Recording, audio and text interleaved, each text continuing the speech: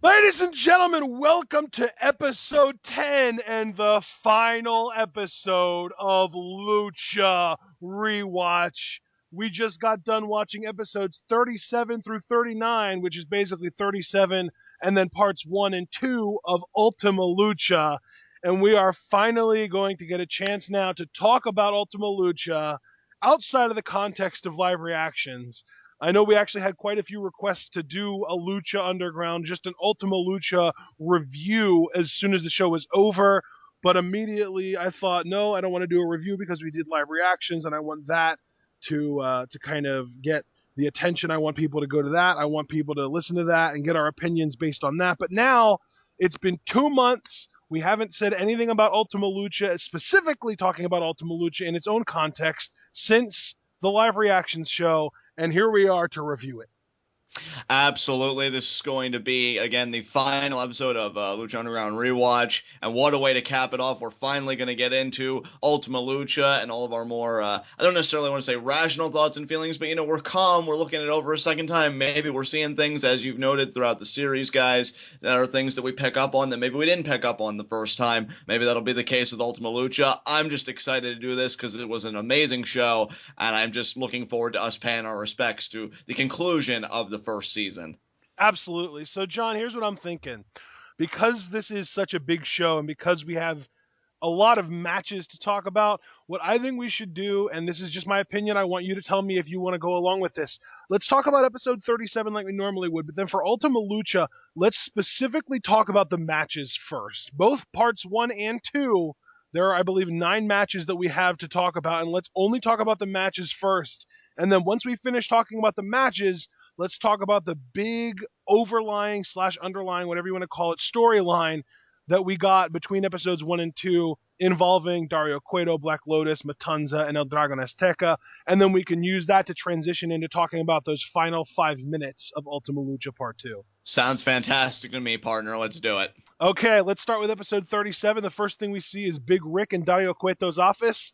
Cueto tells him that we haven't been seeing eye to eye, and then we get another blind-based pun when he says, "You've been blinded by Daivari's money." I was enjoying the pun work, and I know that Cueto made it seem like it was unintentional, but it was in the script, and he pulled it off amazingly. Cueto wants Ryck out of Daivari's shadow and back in his spotlight, so he offers him one of the medallions and asks him the question, "What's more important to you, money or power?" To which Big Ryck replies, "Why not both?" And he grabs the medallion and then reaches his other hand out to get paid. You know what's funny though is that and this scene really illustrates, and you kind of touched on it with your remarks, what a great character Dario Cueto is, because Yes. it's not even the delivery of Ryck. I mean, it was spot on when he says, "Why choose one when I can have both?" It's Cueto's face, because the realization sinks in. Oh man, I'm about to be hit up for money again, and if I don't give it, I'm going to be mugged. Like that is the best sell of oh crap. It was a And combination yeah. of that and him realizing, well, I guess you get what you ask for. I think afterwards, it's probably just you know what? I deserve that. I walked right into that. I deserve that. But yeah, this. Honestly, knowing Cueto and the type of human being he is, he was probably thinking, man, I really respect that guy. And I love this segment. I was excited to see that Big Ryck was gonna, go back to that guy that's just muscling in for money and for power. And these two work so well off of each other, when given that kind of a space. I enjoyed this segment. Again, you're a guy that's always appreciated a good pun, so I know this struck your chord. And yeah, this is just a really well done segment. A lot of fun. Yeah. And then as Big Ryck is walking out, he's just like, I'm glad we finally see eye to eye Turning the pun right around on him. again. So good. And I love that he kind of rubbed his face in it too. Like, yeah, you want to talk about me being blind? Let me rob you. It's yeah, I may be blind, but you just got blindsided, fool. Yes!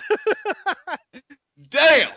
All right, so up next we had Johnny Mundo versus Tejano, and the crew, about 5 minutes into this match, maybe not even that, attacks Tejano.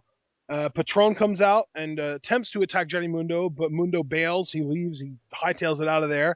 And then we just kind of get Tejano and El Patron beating up on the crew. Of course, we get the awkward, intense kind of face down between Tejano and Patron because they've been rivals for so long, and now they're, working for the same cause.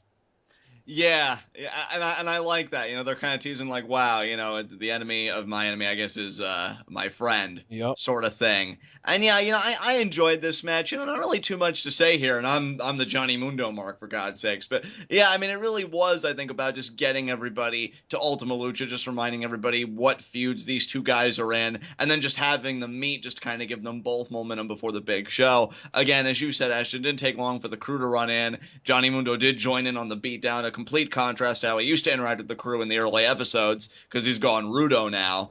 So you just see kind of that character progression. And yeah, solid matchup, but not really much to say here. And Tejano and Patron, tense stare down to end it, and we don't know what the future holds for them. You know what I love though, John? What's that? So often in WWE, they put on matches just for the sake of putting on a match. Like, oh, here's John Cena versus Dolph Ziggler. Nobody actually believes that Ziggler's going to win, but we're going to put it out there anyway because they're going to put on an entertaining match and suck up 20 minutes of our show so we don't have to write for that much. Exactly. This was a match for the sake of progressing a storyline. This match didn't even, I mean, sure, there were 3 or 4 minutes worth of actual match in this, but that was just Johnny Mundo and Tejano spinning their wheels, phoning it in, and just kind of trying to make it seem like they were getting ready to really have a good match. And then they did the old switcheroo, and we had the storyline progression with the crew, with El Patron, with Tejano, everything going on. So I love this because I feel like too often and it's not just WWE, I think WWE might be the most well-known offender, but probably one of the least offenders in America, at least, because you look at TNA and they are horrible with this. They love just throwing out random ass matches that have no reason whatsoever behind them, and sometimes even, no, not often, but sometimes even them having clean finishes, despite the fact that it's something that people would pay to see. I hate that. And right here, we have a perfect example of a match that some people would pay to see: Mundo versus Tejano, first time ever, and we don't get a finish at all because it gets interrupted by the crew, and it puts forward the crew versus Tejano feud, and then we get some progression between Tejano and Alberto. Yeah, I agree with you. I love it too. I feel like any good wrestling match always has some kind of an engine behind it, something driving it, rather than wrestling for wrestling's sake. You and I definitely share that sentiment, and this match certainly accomplished that. So for that reason, and it's so funny that we say that now too, because we were just listening to the Stone Cold Steve Austin podcast yesterday, and Raven, who was his interviewer or interviewee, I guess, of the episode, came right out and said the least important part of wrestling is the wrestling. And I agree with him. Yeah. And we both do. Yeah, it's I funny think that's because why we love Lucha Underground so much, because even though the wrestling is great, and I don't think that either one of us would deny that the wrestling is definitely a feature that draws us to Lucha Underground, the real draw is the stories being told. I completely agree with you. And I'm going to actually return to that sentiment later. Not now, but I am going to return to Raven's remarks later in this episode. So for now, though, I will just say that I agree with you. And yeah, I think this match definitely served its purpose. All right. So now let's talk about Hernandez. He's in Dario Cueto's office. Cueto just kind of gives him a rundown. These believers really hate you.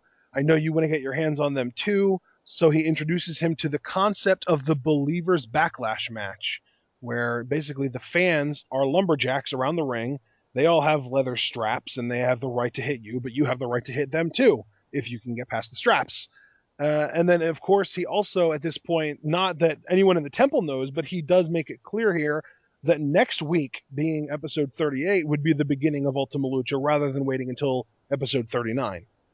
Yes! Ultima Lucha is so big, it needs 2 weeks. 3 hours. 3 hours. Love it. Absolutely love it. I love how Hernandez, sold the thread of Believers Backlash, because when Cueto comes, and I love Cueto's delivery here too. Man, like these final few episodes made me really appreciate the first time around Cueto as a character, because like, these Believers, they really hate you. Like just comes right out and says it. And then Hernandez just shrugs it off like a gnat on his shoulder, and he's just like, the feeling's mutual. Oh damn!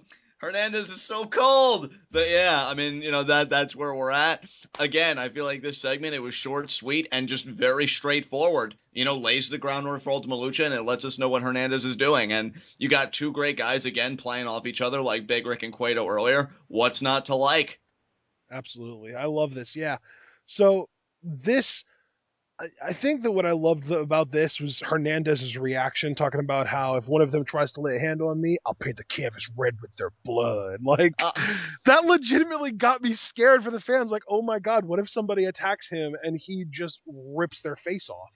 I can tell you that if I was a fan plucked for this match, even if I would have signed the waiver and everything, I would have totally wasted my opportunity because I wouldn't have hit Hernandez once because I would have been so scared he would have turned around and been like, "You trying to do something? Oh my god, I've been hit. I am so Yeah, and sorry." see, that's the type of person you are. The type of person I am, I would have waited until another like mob of people got him down on his back in a defensive position, and then I would have gone on for the slap.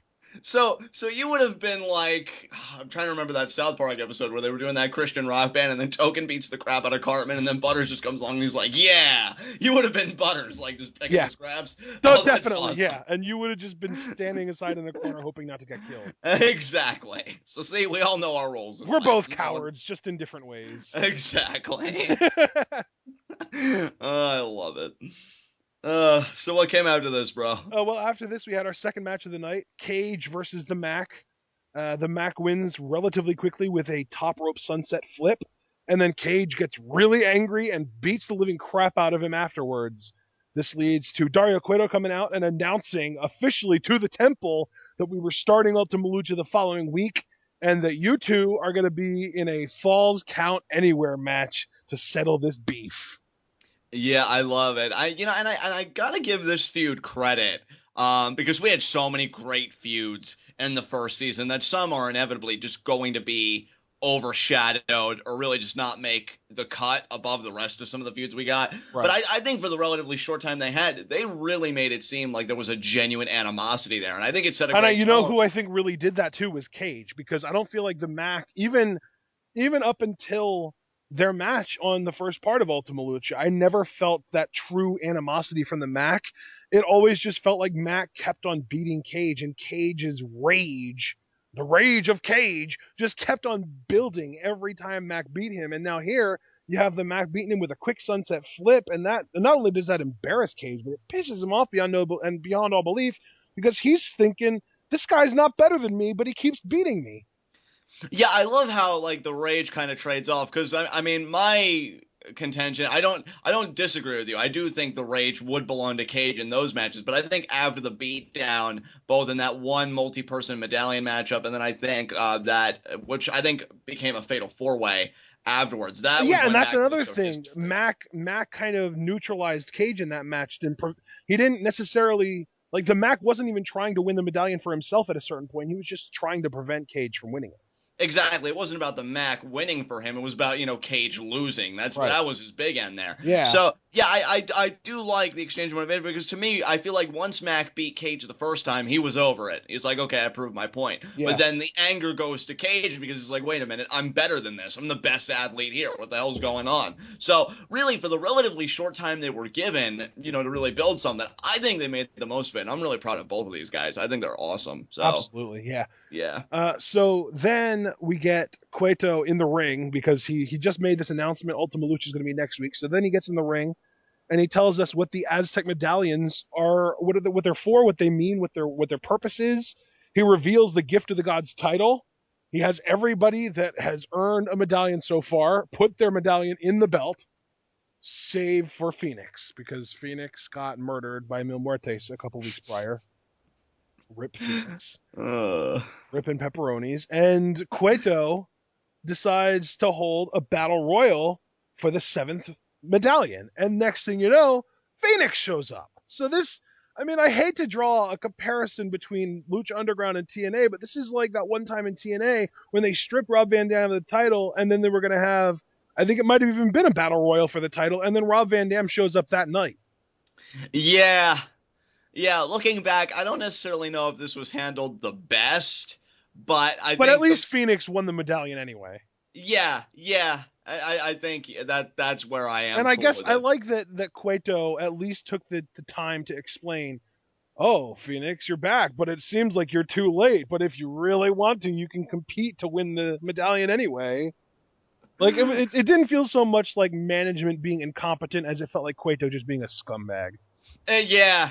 It really did. Because he was just like, oh, this was your medallion to begin with, but you weren't here for the ceremony on time, so gonna have to re-earn it all over again. Yeah. I think Phoenix is just thinking, I swear to God, if I win the title, I'm pile driving you first. And then just like, oh, man. But yeah, so we get our, I guess we could transition right into the big battle royal that happened. And, Absolutely. And that's what another cool thing about the Battle Royal is. It's an over the top rope Battle Royal until you get down to the final two, at which point becomes a singles match where the first pinfall or submission gets the win. yeah, I really appreciated that addition. And I yeah, it was wish a fun. every Battle Royal was like that. I know, right? I mean, I frankly, I really wish enjoy. Battle Royals were like that to the final four so that it would turn into a fatal four-way match and then be elimination style. Oh, that would be amazing. Yeah, that's like my dream Battle Royal right there. I will say, I think what I really enjoyed about this battle royal, oddly enough, was that guys who you thought were just scrubs throughout the season really showed up. Particularly famous B. Yep. Yeah, he Vinny really Massaro did even well. got a little bit of shine in this. Yeah, I like that. I like Shout that. And out again, to Vinny, man. That was yeah, he got some good stuff in here. yeah, and I really appreciated that because again, this just shows that Lucha Underground is a show where today's I can't even think. Well, I'll just keep using the word. Today's scrub could be tomorrow's hero or tomorrow's potential top Today's guy. jobber. Yeah, Somebody that's today's done jobber nothing could but be. lose up until this point could potentially become something because we got an obvious progression on Famous B here where he was actually doing really well. He was holding his own against guys like Hernandez, guys like I think he even got a few shots in on Kill Shot too. So yeah, I mean even though he didn't win, he showed progression and it showed that the the battlefield of Lucha Underground isn't stagnant. Exactly, and I also want to point out too, it took two guys to eliminate Famous B. It Yeah. took both Delvar Davari and Marty the Moth to get the elimination, so Yep. they actually really made Famous B look strong here in hindsight. I Yep. mean, really looking at it a second time, I think that's awesome. And then the final two, of course, being Phoenix and Marty the Moth. Who has just come so close so many times to being in Gift of the Gods, but this was not to be his night either. He gets the pile driver from Phoenix, and Phoenix gets the win. He reclaims his medallion to Ashton's point. So, Gift of the Gods, at least the matchup, is complete. I think that if Phoenix survives King Cuerno with the Gift of the Gods, because obviously Cuerno is going to be his first feud, we'll talk about that later. I think Marty the Moth would be an amazing second feud for him. I agree. He is so obsessed with the Aztec blood that flows through his veins and his Yeah. connection to the tribes. And it would be an interesting matchup, because Marty the Moth is the type of guy he just oozes that personality. He's got the in-ring ability. It would be a fun feud to get a few episodes out. Yeah. So The yeah, time, yeah, like the time that we have with Marty feuding with Sexy Star, we could be using that for Phoenix versus Cuerno, and then when both of those feuds get conclusive or get conclusive finishes or just conclude in general, it would make sense for those guys to be on a collision course as well. completely agree with you, man. All right, that's actually what closed the show. The end of episode 31 was Phoenix getting his medallion back and putting it in the Gift of the Gods championship. Yeah, so that wraps it up, and now the road it's complete. We're at Ultima Lucha here. Absolutely. So like First Ultima Lucha match. Honestly, the second time watching this, I feel like this match is highly underrated. Because like if you were to list the 9 matches, I feel like going into this second viewing, I would have had my top 3 matches probably would have been Puma, Muertes, Pentagon Vampiro, and Mundo Patron. I think this match might have overtaken Mundo Patron for me. fair enough. And I certainly can't blame you. What I loved about this match, and really what clicked for me about the story as a whole, watching it a second time, the way this match went down, it ultimately proved to me that Mack may be the better wrestler, but Cage is the better fighter. Yes. That's what I Oh came away my this match. God, yes. Perfect way of putting that. Yeah, absolutely. Because Mack beat Cage twice in pretty decisive fashion and even quick fashion for the second match in wrestling matches. But when it came to just the rule book being thrown out the window, Cage thrived, and he achieved a level of brutality that was just amazing, Let's not especially with take the anything finish. away from Mack here, though. He kicked out of some crazy stuff that Cage was delivering. Oh my goodness, yes. I mean, dude, these guys used everything to Yeah. their advantage. See, this is why, like, and we've been talking about like other promotions and making comparisons throughout this episode, probably more than others because it's the end. This is Lucha Underground's big shebang, and we want to see how it stacks up. Anytime the WWE does a false count anywhere match, and I don't know if I'm using the proper term here, but just go with me. I feel like it's always very conservative. Like they always stay like around the ring or a certain area. I mean, Yeah. here in Lucha Underground, they went I mean, everywhere. I feel like I remember more in the early 2000s, late 90s, if they would ever have a Falls Count Anywhere match, it would go into the parking lot, sometimes out into the streets even. Yeah, But yeah, more in like the last decade or so, it feels like, yeah, conservative is definitely the word that I would use. It feels like maybe they'll go out into the crowd for like a crazy, oh, I'm going to power bomb you onto all this electrical equipment kind of spot, like what we saw with Cena and Rusev in their I Quit match. yeah. But other But than that, yeah, yeah, definitely I would agree. It's very conservative, especially compared to this. I mean, they went up onto a roof.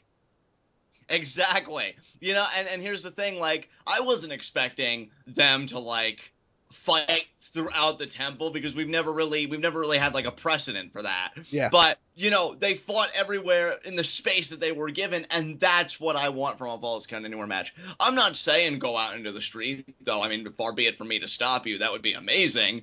But just maximize the space that you're given, and boy, did they ever. yeah, This match was so creative and so fun with all of the spots that they did. I mean, hell, you even had the Mack doing his best Stone Cold impersonation and Mad Striker subsequently doing his best Jim Ross impersonation. Like, this was the match that I think would set the tone for all of Ultima Lucha. It could be violent, it could be gritty, hell, it could even be just downright serious and somber. But above all else, it's going to be fun. It's going to yeah. be the most fun you've had with wrestling And you know what, for John? God knows I'm how glad long. you said that because even though I do feel like Puma Muertes was the best and the most important match, I think that if you and obviously it was the main event of the second show, which makes it automatically the most important match.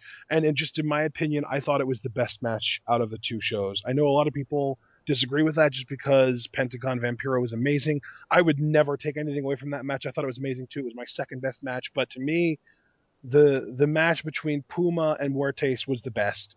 That being said, though, I think that the Mack versus the Machine might have been the second most important match on this card just because of the energy and the way that it made you feel. You immediately knew, okay, we've seen Lucha Underground for 37 episodes now. We've seen how great they can be. How are they going to outdo themselves and make this feel like a pay per view? And Mack versus the Machine did it. I completely agree with you. I never want anybody to forget, and I do understand that this is only week one because again they spaced it out with 2 weeks. Yeah. But even if we were to like compact that all together and just look at Ultima Lucha as a whole, which I mean you and I are kind of doing because we're doing all the matches Right. first and Yeah. talking about everything else later, the opener is so important, and I It is. wish people gave people who open pay-per-views like more credit because that is so much responsibility on their shoulders to set the tone, set the pace for the rest of the show, to get the crowd unglued.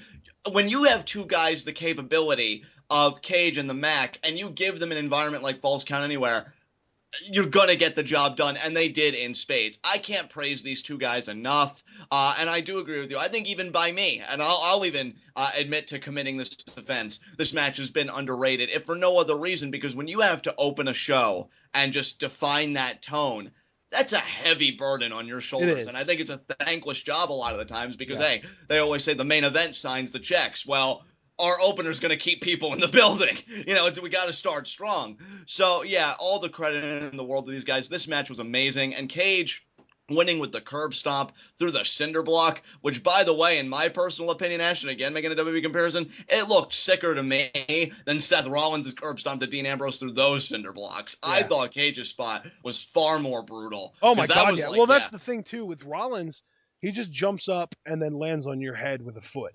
Whereas with right. Cage, he lifted the Mac up. So naturally, even if he would have just let go of the Mac's arms, Mac would have flung forward and his head would have hit the curb stomp or would have hit the cinder block.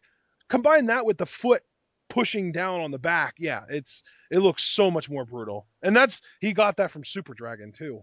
That's amazing. Yeah, he did, because we've seen Super Dragon do that. But yeah, We've this seen is Super Dragon do that to Rick Knox. yeah, we did. We've seen Super Dragon do that to Candice LeRae, for God's sakes. Oh, poor Candice. Yeah, see, there are certain people that I have soft spots for. I know it's hard to believe, but yeah, Candice is adorable. But this That is opener, hard to believe, especially because she puts her nose in Mount Rushmore 2.0's business almost as often as Rick Knox. well, I mean, and she's not without her flaws. But this opener was so much fun, and I got to tell you, for the inaugural Ultima Lucha, these guys did the event proud, because you Yeah. want this event to mean something. You want it to leave a mark upon the fans, and these guys definitely contributed to that. So Yeah. great job, guys. To me, any given pay-per-view on for a wrestling promotion needs to have 3 really, really good matches minimum. Your opener needs to be amazing. Your main event needs to be amazing, and I think that every show needs to have that one match in the middle of the card that you can call the show stealer, where some people will argue that it's better than the main event, that kind of thing. And I think that this served its purpose as an amazing opener. Yes, definitely. Yeah, and I think that the Ultima Lucha as a whole, the show stealer was obviously Vampiro Pentagon. Yes, yeah. Yeah, so I think that Lucha Underground nailed it with this. Match number 2 was Disciples of Death versus I know Matt Stryker called them Team Havoc, and I think that fits because not only is Son of Havoc on the team, but it's just the team itself is just Havoc. Exactly. So I think we can. Unfortunately, I think now is as good a time as ever to graduate or to retire Team Sitcom and officially refer to them as their recognized Lucha Underground name as Team Havoc. That sounds good enough for me. So we've got the Disciples of Death versus Team Havoc. My notes are very simple for this. Angelico dives from a high place, Katrina gets involved, and the DOD win by pinning Ivelisse. Yeah, you know what's funny, Ashton? You and I were kind of talking about this match when part 1 concluded last night, and we were rewatching it. And I know you felt like this match really didn't achieve its full potential, I guess, with Ivelisse being injured, and maybe, I don't know, the story not being... I know you didn't say the story wasn't coherent. That's more my thoughts, but it just seemed like it was kind of scattered all over the place, and Angelico kind of doing his thing. I thought this was a solid match, but the more I kind of sat on it, the more I would hope that I share your sentiments. I don't know what you're going to say here, but I do think that the rematch will be better when Ivelisse is healthy, and maybe it's just a bit calmer, because this match wasn't bad by any means, but I don't know. I feel like it wasn't good enough from what we can expect from both teams, because I think the Disciples of Death, they have a great look. I love how they work together. I just love the team. And Team Havoc, see, I'm already getting used to it, thank goodness. 3 talented performers, and they do have a chemistry there, and just the relationships all work. I just don't think it's come together as I believe it can yet. Yeah. This is a start, but I'm actually anticipating the rematch more now, I guess because we've gone so long without Lucha Underground at the same time, and I'm jonesing for a fix. But I'm thinking that the rematch, it's going to really overtake this match here, if I'm to be perfectly honest. Definitely. So. Although I will say I enjoyed the tornado tag rules here. Yes. I think that helped to tell more of a comprehensive story because it shows you that the Disciples of Death are just omnipresent. I love that. Yeah, I really couldn't have even said it any better, and I'm not even going to try to. But I do agree. I feel like the tornado rules really were to their benefit. In fact, I kind of wish that all trios championship matches were that way. But then again, you know what? The tagging in and out, you can always tell a good story with that kind of structure too. Yep. And, we'll see what kind of rules the rematch has, if it's going to be standard trios tag or tornado again. But yeah, and I will say this, you made another great point too in our conversation, aside from the critique that I now share that rematch could be better, but that they really protected Team Havoc here. Yes. Yeah, and that was a great point by you, because you mentioned how Ivelisse pretty much ate the finish because they targeted her and she was injured already. Yeah. So she was already kind of like the weakened chain, and then even with her being injured, it took Katrina hitting her in the face with the stone for her to be pinned by one of the Disciples of Death. So yeah, they really went out of their way to protect Team Havoc. So for any criticisms, minute or otherwise, we may have, again, Lucha Underground protects one of the cardinal rules of pro wrestling. Protect everybody as much as you can. You never want anybody coming out of a match looking like shit, and nobody did here. Someone teach that to WWE. I know, right? God. Anyway, but the one last point that I really want to make about this, Yeah, I think that the reason that this match just fell short for me was because I don't feel like this was Team Havoc's best match of the season. I agree. I feel like both of their matches against the Crew were actually better than this match. Oh my god, dude! I'll even for me, I'll make the list even narrower because I enjoyed the ladder match, but their first match against the Crew to solidify their status as trios champions, Yeah. just because it was the first time we saw the dive from Angelico and it was new and the Well, team and finally not came only that, but together. it was also just the emotions going into it because they had just won what we thought was the finals of the tournament, and then they had that last opponent. Exactly. So the sympathy was at an all-time high as well. Like the environment and everything else about that match was perfection. I feel like these two teams can achieve something similar. It just wasn't on this night. I think the rematch, and hopefully they don't even do the rematch like I wouldn't want the rematch say on the first episode of season 2. I would want maybe like that in episode 5 or something when they can really build more of an atmosphere. Right. But yeah, I definitely think they can do it. Absolutely. Well, I mean, I don't necessarily know if this is going to happen, but if I had to guess, I would say at least one championship is probably going to end up being defended on episode 1 of season 2. So if you had to pick one, I mean, personally, if I had to pick one, it probably would be this rematch. Yeah, probably, because you do want to, you definitely want to build up both of the other titles too that they give to the guys championship for as long as that's going to be around, and obviously the world title. So yeah, you're probably right about that. I don't know. I still stand by though that I do think the rematch will surpass us here because a healthy Evilise I think is going to have so much more to contribute. So Yes, I can't wait for that too because I like we when we were rewatching the first, I want to say like 15 to 20 episodes before she got hurt. I absolutely loved her work. I feel like she's the best female worker in this company, save for who we haven't seen yet, cheerleader Melissa. But she's excellent in the ring, and I just can't wait to see her back and healthy. And I feel like her injury not only did it kind of hurt this match in the sense that she wasn't around to contribute her in ring work, but it also hurt kind of just the overall feel of the match because it made it kind of feel disjointed because you had one of the disciples of death just kind of grab her and hold her in like a fireman's carry for a couple minutes. right, and my heart broke for her because anybody that shows up and still wants to be a part of, even Yeah, through an injury, is agonizing. I mean, respect. yeah. Okay, and I think she has all the talent in the world, and that's why too. Like, I can't wait for her to get healthy because I just want to see what she can do. I read. I don't know if you read the same thing, Ashton. I was actually looking to talk to you about that before we recorded, but we can have this conversation now. I read highlights from an interview that Eric Van Wagenen gave to one publication about how Lucha Underground is looking for more female wrestlers. And I just wouldn't want to see Evil East be boxed in because I think she's so good that she can go beyond whatever they would have all the women do. Like, say, if they started a women's division, I could You know see what? Evil I'm East. actually very confident that they will not be doing that because somebody actually made that suggestion, and I saw Chris DeJoseph replied with, "Men and women are equal. The women should be going after the world title." That's amazing. Yes. Yes, because I think a healthy Evil East can get there. And here's my biggest compliment. I could readily believe it. You wouldn't Yeah. even have to do a lot to sell me on the premise. Yep. Just find a way to make her number one contender in a legitimate fashion. And I'm there. Like, I'll take the ride. And I just think it's a crying shame that she was injured for the first Ultima Lucha because she is one of the best performers they have. And I think her being injured is the reason why this match couldn't achieve its full potential. And that's the thing. I said the first crew match was the best one. Well, that is when she got injured, and even then though, like she was still able to contribute enough in the final Kane spot. Here it just seemed like there really wasn't much going on. Yeah. So yeah, good match, but we know they can do better. And the moment that she tackled Katrina was pretty awesome too. Yeah, that was pretty sweet. Even if it got turned on her relatively quickly, it was still an awesome moment. Because Yeah, that it was the was. first time all season where I really felt like, okay, maybe Katrina is human. Right, yeah. Evil's kind of exposing her a little bit, so Yeah. good stuff. All right, so now let's talk about our third and final match of part 1 of Ultima Lucha, Drago versus Hernandez, Believers Backlash.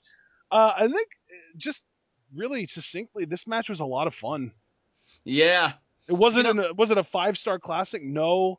Was it something that I would, go out and tell everyone and their mothers that they need to watch because this is true wrestling? No. It was just a lot of fun, man. I just really enjoyed watching this match. I think my favorite part of this match, not even exaggerating, was just Hernandez's reactions to certain things. His facial expressions are gold. He was so good here. I mean, frustrates me every time we talk about Hernandez because I know he won't be around for the second season.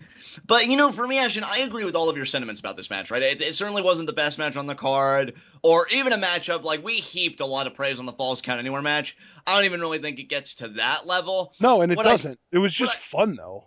and here's the thing, I it mean, was you've got fun. a guy dressed up like a dragon whipping out nunchucks, surrounded by fans whipping a guy. Yes.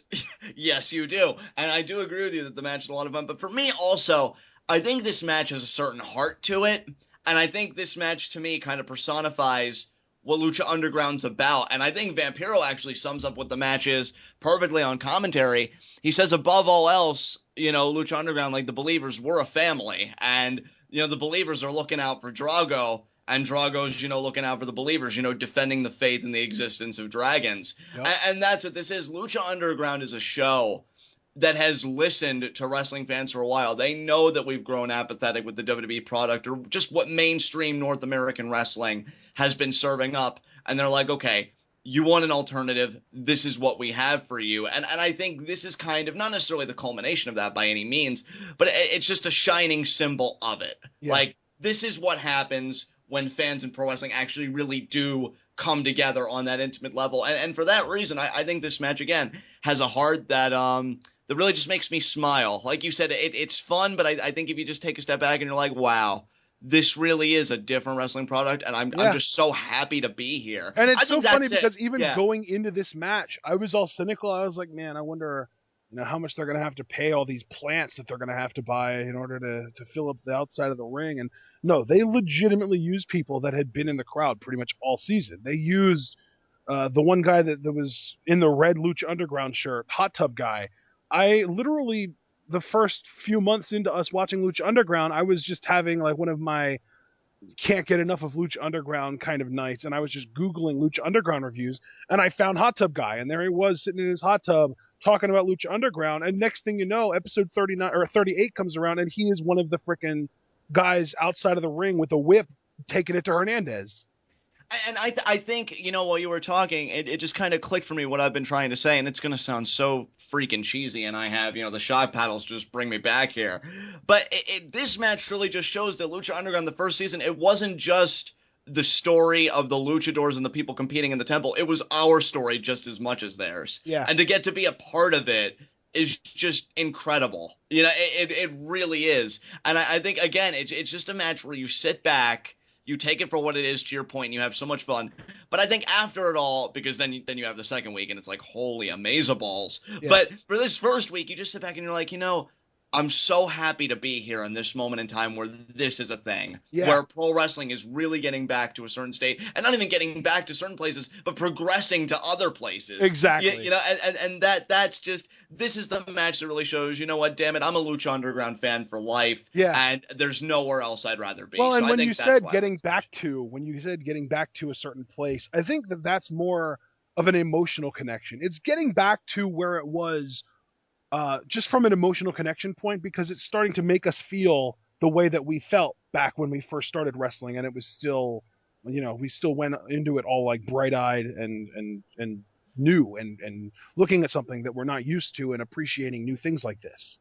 Yeah, man. I mean, when you see Drago pull out the nunchucks and just like go to town on Hernandez, it brings me back to the time, like, I remember when Kurt Angle brought out the milk truck and milked the Alliance. Just like that bright-eyed wonder, like, wow, what is happening? Or when he catches... So this is wrestling, huh? Exactly, and that's just kind of what you say to yourself. Or when Hernandez was in midair and Drago got him with the mist. Oh, yes. Moments like that. Like, that was an amazing moment.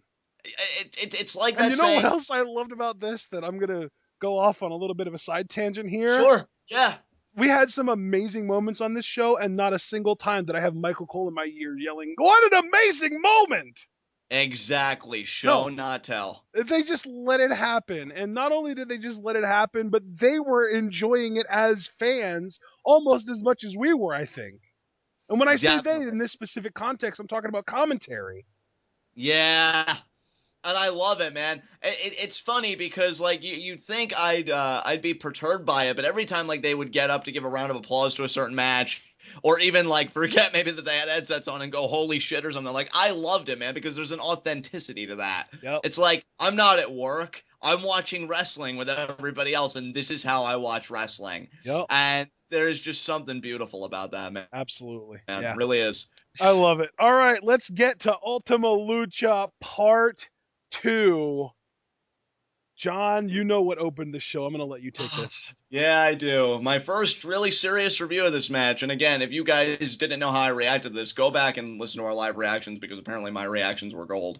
Or so I was told. It's funny, dude, because I've listened back to our Ultima Lucha Part 2 live reactions at least twice. And I know that makes me sound like an egomaniac, but if you want to believe that, go for it. I don't care. And it worked out perfectly because if you were to chart the energy that each of us put out, yours was it started up a way high and kind of fell off as the night went on, and mine started off on the lower side and could just rose and rose and rose as the night went on. So at any given time we were putting out pretty much the same amount of energy. It just depends on who was delivering it. Absolutely. Because you were absolutely insane for this match, and you also went crazy for Pentagon versus Vampiro, and then you really kind of faded into the background a little bit. And I was completely in the background for this match. I was just completely feeding you lines and just asking you questions about what you thought and everything for this match. And I definitely participated in the Vampiro Pentagon match, and then we were both really chill for the other 3 matches. But then when Puma Muertes came along, you were more in the background, and I was losing my shit. Yeah, you were. And that's why I'm going to give the reins to you for that, because I'm dying to know what you thought now that you've come down, just like I'm sure you're curious what I thought looking at this from a more objective lens. What's funny about this, and I think because AV Club actually did a review for Ultima Lucha that I really enjoyed, and I think Latoya Ferguson actually echoed my sentiments. The thing about Johnny Mundo when he was John Morrison, and I love him to death no matter what he is. He could be Johnny Nitro Morrison, put all the names together. I'm still going to love him. Wasn't As a that an babyface, actual line from the heel trailer for WrestleMania? yes. Johnny Nitro Morrison Mundo. Heel book for life, man. Those videos are hilarious. Yeah. As a babyface, I feel like his best qualities were, of course, just doing flashy stuff to pop the crowd, and his selling, I think, has always been a strong point for him. Yeah. But I feel like telling a story as a babyface, he's never really been that strong in that area, but I feel like him and Patron told a great story here. I love how he is just so good as a heel. Like I love the he's so slimy. He is like the evasionary tactics to begin when he's just under the ring and Patron's getting frustrated not catching it because and then the pocket sand. Exactly, like he's collecting all this dust and doing that, and like I think what Latoya Ferguson said, and I loved it, is that in WWE, and I know you hated this action, and I hated it too, because I'm like, I don't want him to be the next Shawn Michaels, I want him to be the first John Morrison, but everybody's like, oh, there's the next HBK, there's the next Shawn Michaels, and she said, I was one of those people. You know what? That's fine. That's fine because I get it. I was never really a big fan of it. But what she said, and I'm like, yes. She said there always seemed to be a missing piece in WWE, but not only did Lucha Underground find the missing piece, they rearranged the picture. And I feel like he's no longer just this next Shawn Michaels. He's just a great heel in general. After 10 years in this business, and he even said it on the Stone Cold podcast, and I agree, I feel like this is the work I've been waiting for him to put out. Because it's one thing How to great do. does that feel to say, though? It feels amazing. It feels absolutely amazing to know that I'm finally getting to see him feel like a completed performer. And again, this is going to sound crazy coming from the Ultimate John Morrison mark, but you can only do so many moves to pop a crowd. And what was that one thing I said on an episode of Lucha Underground Rewatch? I said anybody can do moves, but it's the true performer that I think gives meaning to the moves is what I said. Yep. And Mundo achieves that here as a Rudo, because I feel like even collecting the dust under the ring and all that evasionary tactic, and he throws it in his face, that just shows, like, I will take any advantage because I know deep down this man is better than me. All the taunting he did to me, why I got so angry about it is because I know there is a part of it that's true. And when I throw that in his face, I'm conceding that. But of course, he'll never tell us that. He's just going to try and wrestle the match. And they go and they do their back and forth and they do the spots that you'd expect. But then you get another great spot. And I love this too because it was a callback to the first time, which started all of this to begin with when Patron beat Mundo. That kick. He ducks it the first time. The second time, he knows he's going to be hit because he's worn down. So what does he do? He pulls the referee in. Again, total slime bag because he knows I get hit with this, I'm beat. And nothing comes above my own ego. So Patron hits it. We got our referee down. They go back and forth. Finally gets the cross arm breaker. Mundo taps out. So by all rights, Patron's won this match. Goes back to it later, this time hung against the ropes. Then we get Molina. Now, honestly, for live reactions, I loved it because I'm a whore and I'll do anything for a Mundo victory. So I'll take it, right? No problem.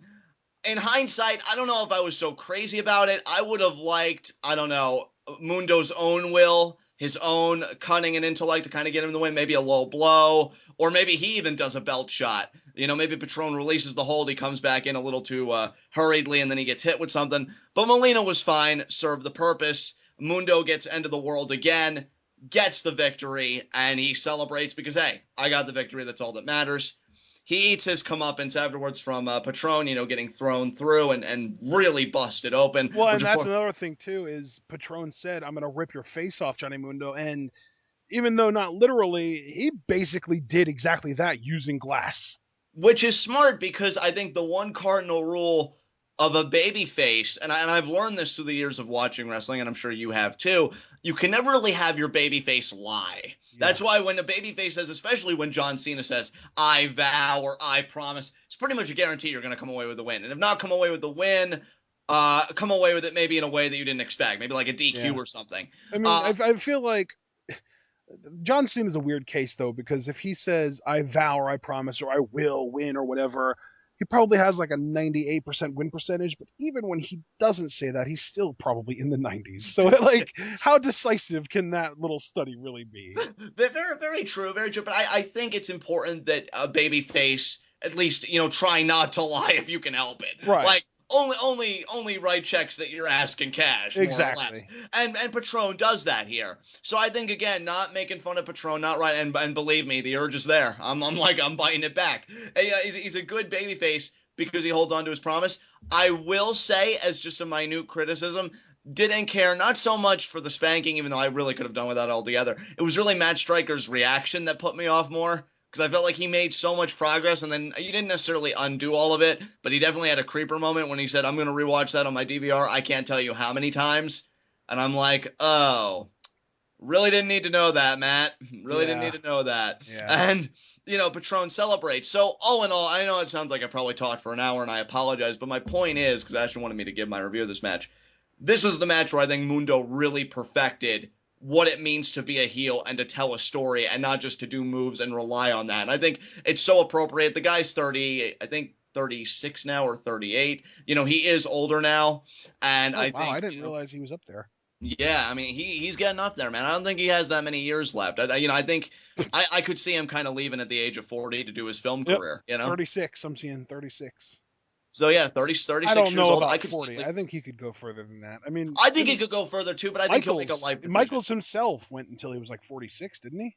Yeah, that's true, but I think because of Morrison's budding interests as well, you know, in filmmaking and out of your mind fitness, I think there's going to be a time. I feel like I wonder if Lucha Underground signed him to a 7-year contract like they did with Son of Havoc. That would be amazing. That's 7 tries at the Lucha Underground World Title. A try a year, you know, we'll get him in there. But yeah, I love this match and just amazing. And I think a great opener for week 2. We were talking about openers. I think these guys did an excellent job. So yeah, big ups to them. So anything you want to say, Ashton? I feel like this was a good match. I think that on a scale, like if I had to arrange these matches in order from best to worst, I mean, I think the obvious number 9 on that list would be Blue Demon versus Tejano, just because of how short it was, and it was designed to be that way, so it served its purpose. I think that this match would be in the 5 or 6 range, maybe 4 at best. Right. But I loved it. I loved this match. It was so. Again, I think that the most enjoyable part about watching this match was watching it with you. Yeah. Because of your reactions and how just just violent you get towards anybody opposing Johnny Mundo. I really have problems. I'll be the first one to acknowledge. Yeah, I have serious issues. But actually, it's funny you say that because I would echo a similar sentiment about the main event. One of the best parts about watching that the first time when we were doing live reactions was your reactions. Because, dude, when you come unglued, like, that is a treat. And we'll get to that later. But, yeah, I love this match. I'm glad that you liked it, too. And I think that's a fair score, certainly. So, yeah, good stuff. Yeah, and I think the Melina, just the whole thing with Melina, I'm not a huge fan of. Right, yeah. But I do love that Johnny Mundo won via just cheating his ass off in every way possible. Yes. I love that. I think I'm with you. I wish he would have done it on his own. And like, even if it would have been like a title shot or a low blow or a combination of just stealing all of Toriano's tactics that he gets away with while the ref was down. I just wish Morrison would have done it on his own. And now, I think looking forward, I am concerned about Melina's role in season 2. I will echo that sentiment. I actually watched a Periscope that she was a part of, I think after Ultima Lucha. Yeah. I don't think she has any kind to do with it, but then again, you never know with Lucha Underground. Right. So I can only take her word so far. However, before we move on, can I just make one more point about this match? Yeah. I am so grateful that this match came before and probably necessitated the AAA Omega Championship World Title match that they had, because that match sucked. This match was so much better than that match. So I will say this is the match between Mundo and Patron. This and the other match they had in Lucha Underground, both the Lucha Underground matches, probably the best matches they ever will have with each other. Those are the matches I'm going to remember. Nothing will top those matches for me. So I just want to put that out there. Especially nothing put out by AAA. Exactly. Oh my God, that was ass. Oh my God. Well, and not only was the match a mess, but then the finish. Well, yeah, I mean, that's really why I could have forgiven anything else, because the match is actually building up to something nice, especially with the ref bump. I was thinking, we're going to go a similar route to Ultima Lucha, but then it's like, no, because I forgot. Lucha Underground's competent, and the rest of you are just morons. So, yeah, here you go. I'm pretty sure Conan is the one that books AAA, so blame him. Really? Yeah, Sure. I'm glad you're in that casket then, Conan. Friggin'. All right, let's talk about the Cero Miedo match that came on after this. Oh my God. I know, right? Ashton, you first, man, because I talked for an hour about the opener, so I want to hear your thoughts first. Watching it back, how do I put this? This match was amazing. I will not take that away from it. Watching it back, though, I just have to wonder what the hell they were thinking, because I mean, the amount of times that, and even Matt Stryker pointed out so many times that Vampiro is one bad neck shot away for being freaking paralyzed. And like, I think that to me, I don't necessarily want this to be the direction that Lucha Underground goes, but I appreciate that they went there for this one match. Yeah, I think I can co-sign onto that. Here's my thing with this match, right? I have a whole new respect. I never respected the hell out of him as a commentator. And I didn't grow up with Vampiro when he was doing his thing. Like, he's just one of those guys that flew past me. That just wasn't my era as a wrestling fan. But the Stone Cold podcast he did that we both listened to, where he said that match was actually really edited and that there were even more chair shots and more of this and more of that, like, good God, because he was really committed to the project of, we're gonna get this guy over. We're gonna cement his status. And for that sacrifice, I love this match, because there's that personal element of one guy helping another guy out. I know it kind of goes out of the kayfabe realm, and maybe that's not entirely fair, but I can't help but think of that when I see this match. Just knowing that Vampiro wanted to do all of this just so Pentagon's future could be secure. Like, that's just amazing to me, because you hear so often in wrestling about politics and selfishness. So to see something like that, I think it makes me feel good. As far as the match itself, it's funny, because it was even remarked upon, Ash, in our live reactions, how skeeved out I got at certain points when Pentagon tasted his own blood or Vampiro his. I was like, oh my God, what is this? I feel like 10-year-old me would have lapped this up. And don't get me wrong, yeah, I still lapped it up. Pentagon didn't taste his own blood. He licked his arm, and it was all Vampiro's blood. That's probably what grossed me out, like another man's blood, because, oh God, and see, now I'm going down that rabbit hole again. But, yeah, 10-year-old me would Yeah. have laughed this up, and I Well, still did at 23. I don't know if you remember or if you've listened back to our live reactions recently, but I actually gagged having seen that. I know. I know. You and I both did. We got called out for it. It's like, wow, you guys are. I think one guy, I don't think he called us anything rude, but they were like, wow, you got like you're sensitive or weak stomach or something like that. And I'm I just think like, weak stomachs. Yeah, I think it was yeah, weak stomachs. like damn right we do. Like, the hell's Yeah. wrong with you? I thought I had problems. Like, this match actually returned me to a place of normalcy. I'm like, I'm not what's wrong. The world is what's wrong. Like, what's wrong with you people? But no, I love this match, but it's just I agree with you. I think what Lucha Underground does best is it does great writing, which we did get here with the You know what finish. I think Lucha Underground does best, John? What's that? Satisfying payoffs, and that's what this was. Yes. Yeah. That's the perfect phrase because these two guys kill each other, but then the finish, I love it because Pentagon, he says, Master, I did what I promised. Where are you, Master? Like calling out, almost crying out. And again, it returns us to that central theme that you and I talked about, I think, pretty early on in Lucha Underground Rewatch. Pentagon wants acceptance. Yep. Pentagon wants to be with somebody, sit under somebody's learning tree, have some kind of a bond. And then when Vampiro is just like Pentagon, and then he does the reveal, that I'm telling you, you're ready. And I am proud, my son. And you see Pentagon, and I love this too because his mask is all tattered and he's bleeding, but he emotes through it so brilliantly. Like his eyes just shone with finally, like this sense of relief and elation. Like finally, I found a place I can call home. And that's really what's kind of screwed up about this match with how brutal it was with just the chairs and the flaming tables and just everything. There is still that sick twisted sense of tenderness, like, oh, these two really dark messed up people, they found each other, and now Vampiro's going to be able to guide Pentagon to that next level. But their relationship, I will say this right now, it says a lot about a promotion and I guess about how much this story sucked me in when I'm actually looking forward more to how this relationship develops than maybe even the whole Matanza thing itself. Yeah. Because I love this story and I just can't wait to get back here. So yeah, this is a great match, if for no other reason, to your point, Ashton, the really satisfying payoff.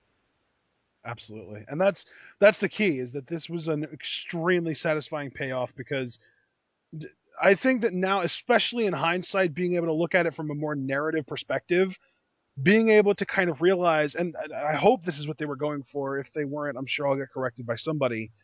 It feels like this was the death of Ian Hodgkinson and the rebirth of Vampiro. Yes. Vampiro is back, and now he is basically a Sith Lord, and he is Pentagon's master. And see, the interesting thing about that, though, and it has even wider implications than just the story itself, because what does this mean for commentary? Because we know we had that new guy. I was going to have us talk about commentary once we finished talking about all the matches and before we got into the storyline work. Do you just want to tackle it now? If you're okay with tackling it now, I'm okay with tackling it now. I got to tell you guys, I like both Matt Striker and Mike Schiavelli or Schiavelli or however you pronounce his last name. I do like both of them. I just can't stand them together. I need a color commentator in my life, please. Yeah, I have to agree with my co-owner commentary here, guys. I don't mind either guy individually. I mean, Mike's an okay guy. I think I like Mike because he gives it a legit feel. Like he feels like a UFC commentator. Yeah, and I think what I really love about that is that it makes it feel like he's calling the action from an outsider's perspective, but somebody who has done research and knows the product well enough to call the stuff. On the other hand, I love Matt Striker because it's like he's been with us the whole first season. He isn't just somebody that's coming in having done a bunch of research to know the product. He's intimate with the product. He's been with the product the whole first season. And even though I would say that how do you pronounce his last name? Schiavelli, maybe? I know it's Chiavello, not E. Chiavello. But I think he is the better play-by-play commentator. But I think I personally, just for the sake of Lucha Underground, prefer Matt Striker because even though Chiavello comes off as more professional and he might be technically the better play-by-play commentator, I don't think that that's necessarily what Lucha Underground needs. I don't think Lucha Underground is the type of promotion that needs somebody who is technically proficient when it comes to calling moves, or who is, who has that booming, official sounding voice like Chiavello. So even though I do like him, I just prefer Stryker as my play-by-play guy. And quite frankly, Stryker is just way too analytical to ever pull off color commentary, ever. Yeah, man, I agree. You need that balance, and I feel like Lucha Underground, as far as its commentary, and I don't say this is like this biting criticism, but I do think it's in balance right now because of this Vampiro revelation. They need a good color guy, I think, to balance everything out. But yeah, I will say I appreciated Mike's enthusiasm throughout the show because he seemed like he really got into some of the matches, and I like that because we were just talking about earlier how we love that these guys can be fans at the same time as commentators. I don't know how they're going to resolve it, but it is an interesting quandary to have to deal with when you're heading towards season 2. Because commentary is everything, and Lucha Underground's definitely proven that with its first season. I mean, look how many times we picked up on things that commentary themselves said. So they have a vital role here. I'm just curious how Lucha Underground's going to work it out. Exactly. I mean, the role of color commentator is, as far as I'm concerned, open, because Yeah. Vampiro is going to be with Pentagon, hopefully. I mean, it wouldn't make sense for him to be back on commentary. It'd just be far too awkward. And even though I personally hope it's Stryker that they keep, there can only be one play-by-play guy. Yeah, definitely. So I don't know. I think that's one of my biggest concerns actually going into season 2. Yeah, is the commentary team. Yeah, mine as well. Yeah. So we'll see. Yeah, we'll see. Hopefully it gets figured out, and then they figure something good out, something that we can enjoy. Hopefully, man. I'm sure they will. It's Lucha freaking Underground. So, up next though, let's talk about our next match. Actually, did we finish talking about Pentagon Vampiro? Yeah, I did. If you have anything else you want to say, I guess no, we can. I think I'm good. Let's talk about the 7-way match. Oh my God, let's try and remember who all was in it. Let's see: Big Ryck, Jack Evans, Phoenix, King Cuerno, Sexy Star, Bengala, Aerostar. Yes. I actually got all 7. Awesome. For the Gift of the Gods. This match was actually really good. If you could have actually managed to pay attention to it after the Pentagon Vampiro match. Exactly. Yeah, we really just we couldn't pay attention to this match after that in our live reactions, but luckily that's what Lucha Rewatch is for. It was actually a really fun match. Oh yeah, and I appreciate that even with everything going on in this match. And see, this just shows you Lucha Underground's commitment. And I'm glad that we watched this match a second time because now I have, again, my respect for Lucha Underground is even, furthered. It grows because even with everything going on, they still find time and they still find a way to further stories outside of the confines of this match. Because at 2 different points, the first point is when Delavar Daivari comes in with the chair and he clocks Big Ryck in the thigh, pretty much, negating his chances of winning when he was really building momentum. So you know that Daivari and Big Ryck, they have beef. Because Daivari got sick of Big Ryck costing him big matches, and he actually cost Daivari his chance to be in Gift of the Gods, so this is Daivari returning the favor. Yep. And then, I think this came after, or I may have gotten them mixed up, and it may have been this that came first, and then the Daivari thing that came after, but Marty the Moth coming in the ring, and again antagonizing Sexy Star. Now, Sexy Star does take care of Marty the Moth, and she does continue that out of the match, but again, he made his presence felt. He got to be on this Ultima Lucha, which just shows you that even though he didn't make the card and that they, consciously fit him in here, his star is only going to grow as the seasons progress, no pun intended there. So yeah, I really love that even with all the calamity going on in this 7-way matchup for the Gift of Gods Championship, they still find time to devote progression and other things to outside stories. That's just so amazing to me. Yeah. This match served so many different purposes, but obviously let's not try and underplay the biggest one, that being Phoenix becoming the first ever Gift of the Gods champion. Yes.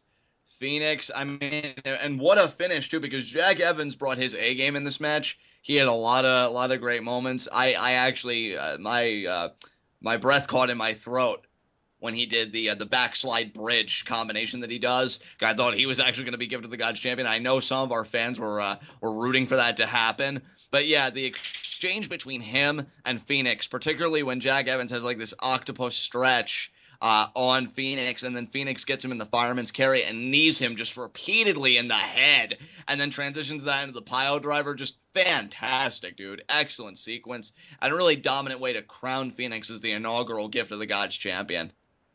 Yeah. This is.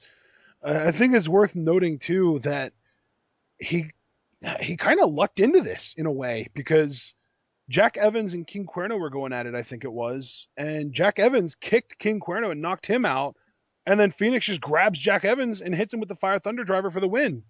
Yeah, and let's not forget, like, prior to all that, because you talked about Jack Evans and King Cuerno's interaction, I'm glad you brought that up, because that'll actually make more sense of what happens later when we get to it. But King Cuerno actually had Jack Evans in his submission hold, the one that he debuted against Killshot. Yep. And you figure it was only going to be moments away until Jack Evans tapped out, but Phoenix breaks it up.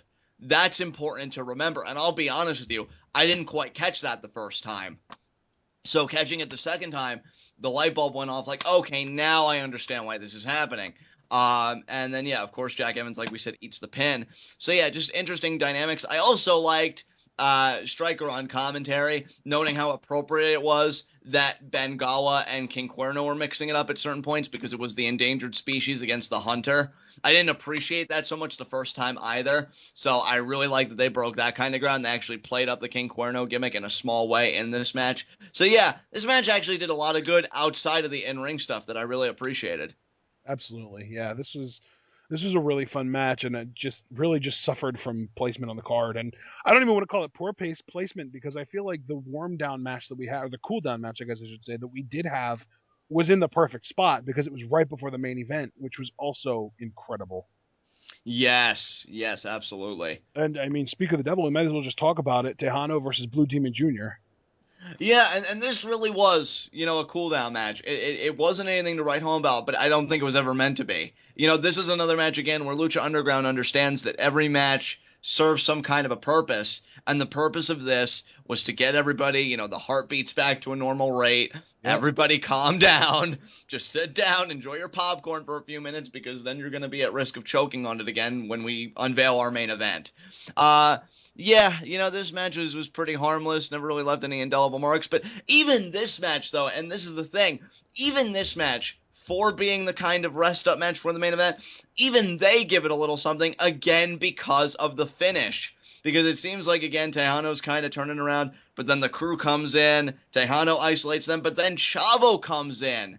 And, he strikes Tejano first, but him and Blue Demon Jr., they're having this tense stare down. Blue Demon Jr.'s got the cane, Chavo's got the chair, but then Chavo hands the chair off to Blue Demon. Blue Demon takes it, and again, it's that complete circle because, the first chair shot that kind of made the chair so symbolic was by Chavo to Blue Demon, and now the circle kind of completes itself to, again, commentary's point, which, again, commentary, so vital, so I'm hoping they can work it out for second season.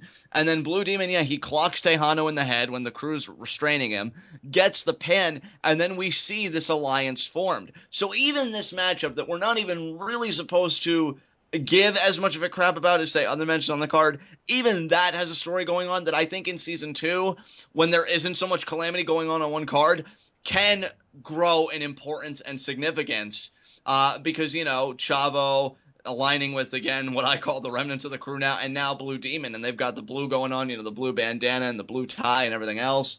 This new faction, what mayhem are they going to wreak? What damage are they going to cause? Is Blue Demon going to find a way into the world title picture? Is Chavo? Are one of these three guys going to, pair off and go after the Trios Championships? There's possibility here. And I think that's what this match leaves us with. So for that, I have to give it a thumbs up. But just on its own merits, it served its purpose. So that's all I can really say about it. Absolutely. Yeah, this was obviously, as we've been talking about, it wasn't necessarily meant to be a match of the year candidate. It was just meant to, and it feels weird to say just because it's the final show of the year, but it was meant to progress a storyline. And obviously it did wrap one storyline up nicely in the whole Chavo Blue Demon thing, but it raised so many more questions than it answered too. Yeah, Exactly, because now these two have joined forces. So first of all, what made these guys come to an agreement? Because I don't ever remember, prior to this, Blue Demon and Chavo reconciling. It seemed like Blue Demon was still pissed at Chavo. Yeah. And then, like, again, what is this group going to be set out to achieve? Because given the results of the main event, which we're going to review here in a second, are one of these guys, do they have aspirations for the world title, the trios title, or are they going to mess with Cueto or muscle in on Cueto's territory? This group is dangerous if for no other reason because it has a legend like Blue Demon Jr. and Chavo is safe from Mexico. So I think it's going to take an even bigger hero than just Tejano, who I never really bought as a babyface to begin with. And I think that is something that this match kind of suffered from for me. And I have some names in mind. I won't say any of them here because I would want Lucha Underground to confirm that first. But we'll have to see who can really step up to stop this faction to begin with. So, well, why wouldn't you throw out any names, man? well, I mean, Rey Mysterio immediately comes to mind. I know they want Rey. Because of Blue Demon, because that's like the legend versus legend thing. Exactly. And then we had the big question mark at the end, and that's kind of his like symbol. Yeah, I get it. Yeah, so we'll have to wait and see. But I'll tell you one thing though, I don't think they're going to be working with Mystices anytime soon, considering he's not even going to be in AAA. I know, dude. For those of you that haven't been keeping up with AAA, and even though we don't necessarily like to watch AAA shows, we still at least try and keep our ears to the ground just to kind of hear what's going on in the world of AAA because of potential Lucha Underground signings. Speedball Mike Bailey. But I think it's worth noting Sin Cara, formerly Sin Cara, the original Sin Cara, the original Mystico, the more former Mystices, guy that was, one of the top 3 guys in AAA, jumped ship. His AAA contract ran out and he jumped ship to CMLL. Yeah. And I remember you were freaking out on Puitov because you just did not expect his arrival on CMLL and cutting a promo. And it's funny too because I think I actually enjoy CMLL more than I enjoy AAA. Right. I don't think I've seen an entire show from beginning to end of either promotion, but the matches and little chunks of shows that I have seen from both promotions, just in general, I've enjoyed CMLL more than AAA. Yeah.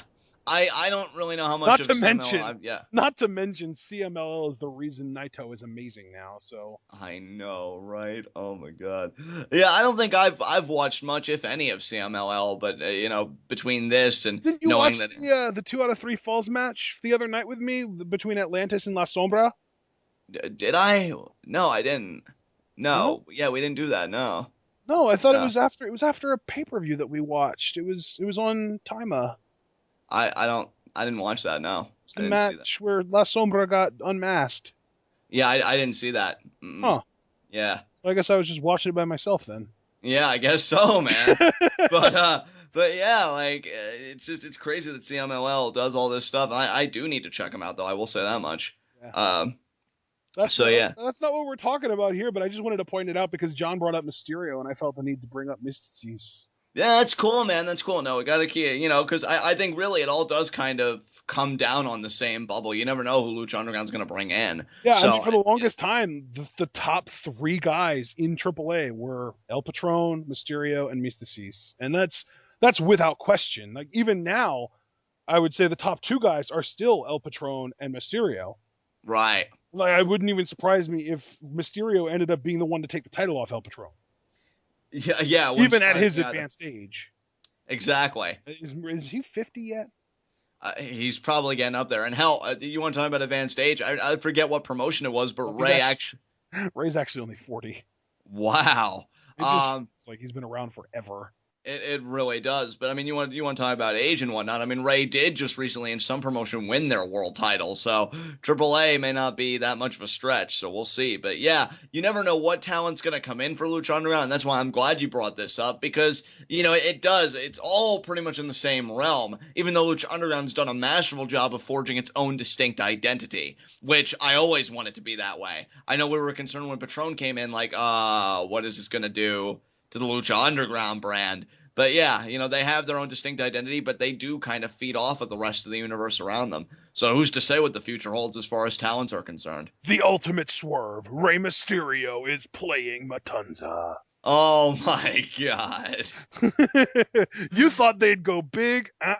This is Lucha Underground. Everything you expect, they swerve. Oh my god. Let's just move on. I can't top that. All right. Well, the only match left is the main event: No Muertes versus Prince Puma. All right, well, I'm going to shut my trap for this one. You take this one away, brother, because you Oh, love this match. this to me is still a match of the year candidate, even after all of the New Japan shows that we've seen, after all of the just everything, the PWG stuff that we just got done watching, the ROH stuff that we like. This is still one of the top 5 matches of the year, I think. And for you to say that after a rewatch, not that I contend that point, but I'm just saying, like, that's how impressive this match was. If you can say that Yeah. after a rewatch, when you've come down from everything, when emotions aren't playing into it, when you can look at it more rationally, to say that shows you that these two guys are two of the best in Lucha Underground. I mean, and they better be because they're the main event. And, And you know I think what? We didn't talk about it, but we should have, and I apologize for skipping over it. But the last segment on episode 37 was Prince Puma was going to talk, but then he didn't because he got interrupted by Muertes' music.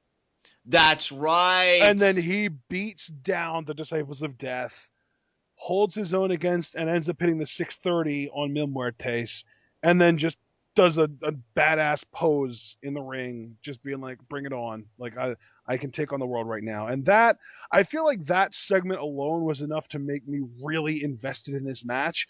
And then the match itself, I just loved it because going into this match, since his reincarnation, Mil Muertes had not been challenged at all. Like, nobody had even gotten close to being a fly on his shoulder that he could flick off. He just destroyed everyone that they put him up against. And now you've got Puma, who has been challenged in pretty much every match that he's fought, but he's always come out on top because he always fights from underneath. And now you've got this ultimate underdog taking on the ultimate favorite, I guess you could call him, in Mil Muertes. And just the psychology of this match was so good. I loved this match so much. I don't want to take away any because I still want to hear like more of your thoughts. In a blurb for me, my review of this match showcased like in an entire season in one match everything that Lucha Underground does right because the commentary was on point. I enjoyed the commentary here.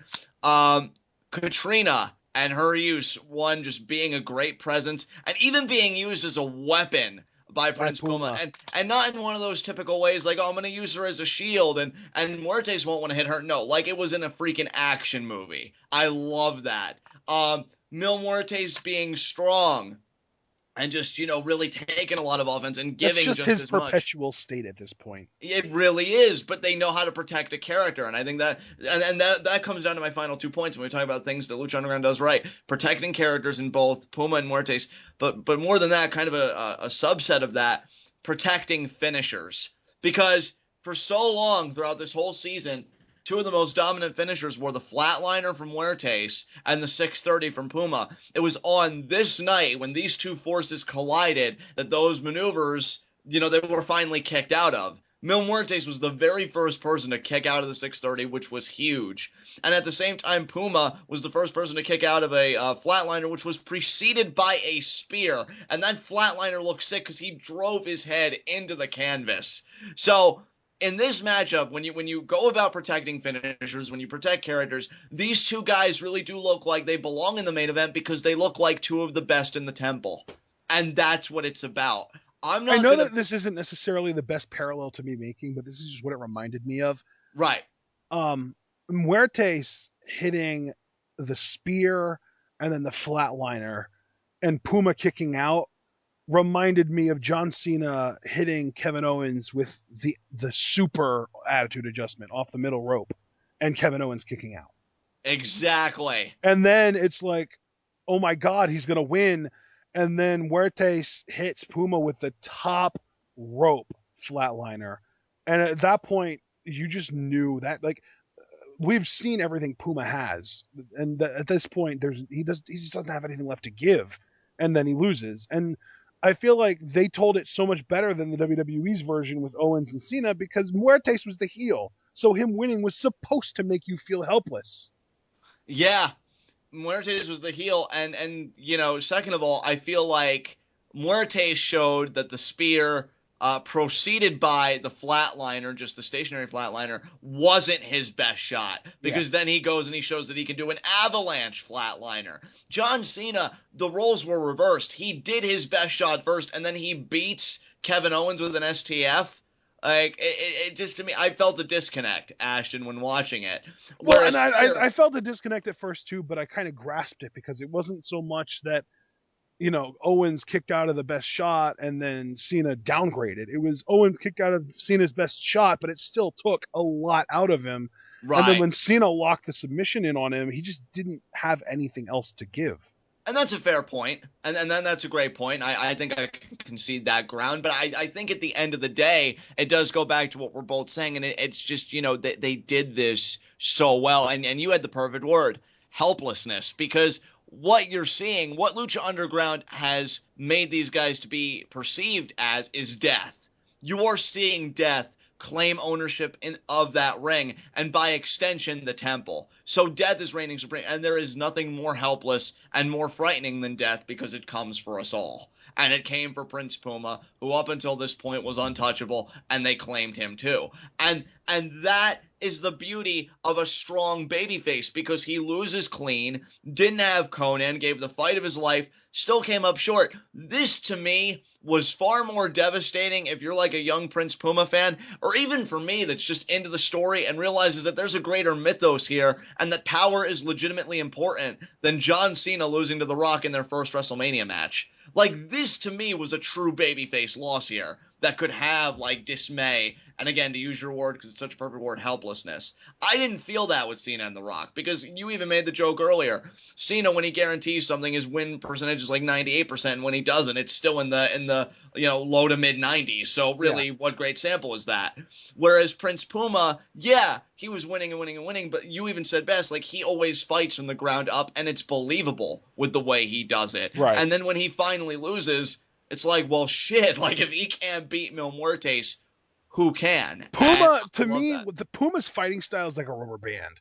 And the more tension, the closer he is to losing. So you pull it and you pull it and you pull it and you pull it, and he gets closer and closer and closer and closer to losing, and the other guy keeps on getting this offense. But then he hits that 630 and you let go of the rubber band and he wins. Well, Mil Muertes broke the rubber band. Exactly. He put so much tension on it. He did so much damage to Puma that it just broke him. He just couldn't do anything else.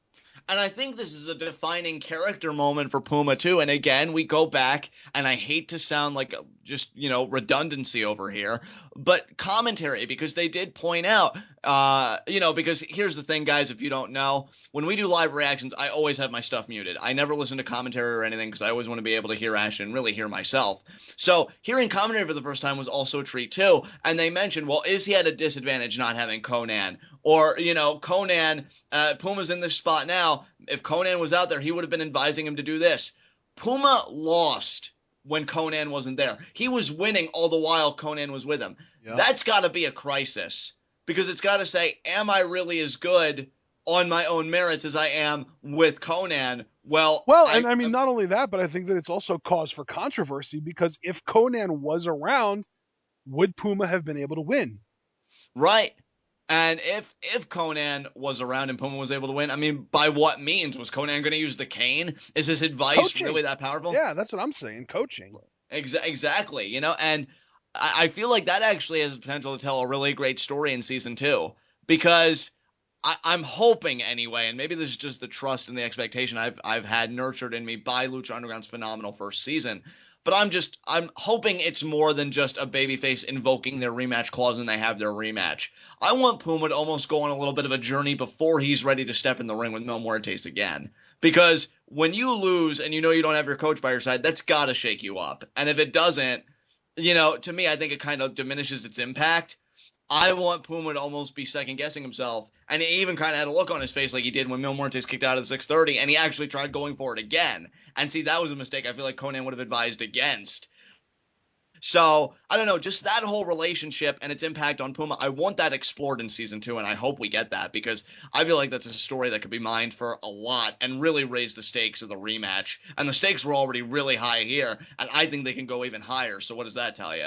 Yeah. So, there you go. Yeah, definitely. Yeah, this whole storyline I think has a lot of open ends that I'm looking forward to seeing get tied up in season 2.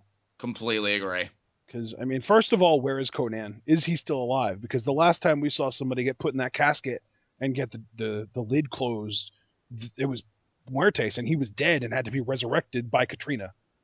Yeah, exactly. So does that mean that Conan is dead now, or was it just a symbolic gesture to just keep him out of the match?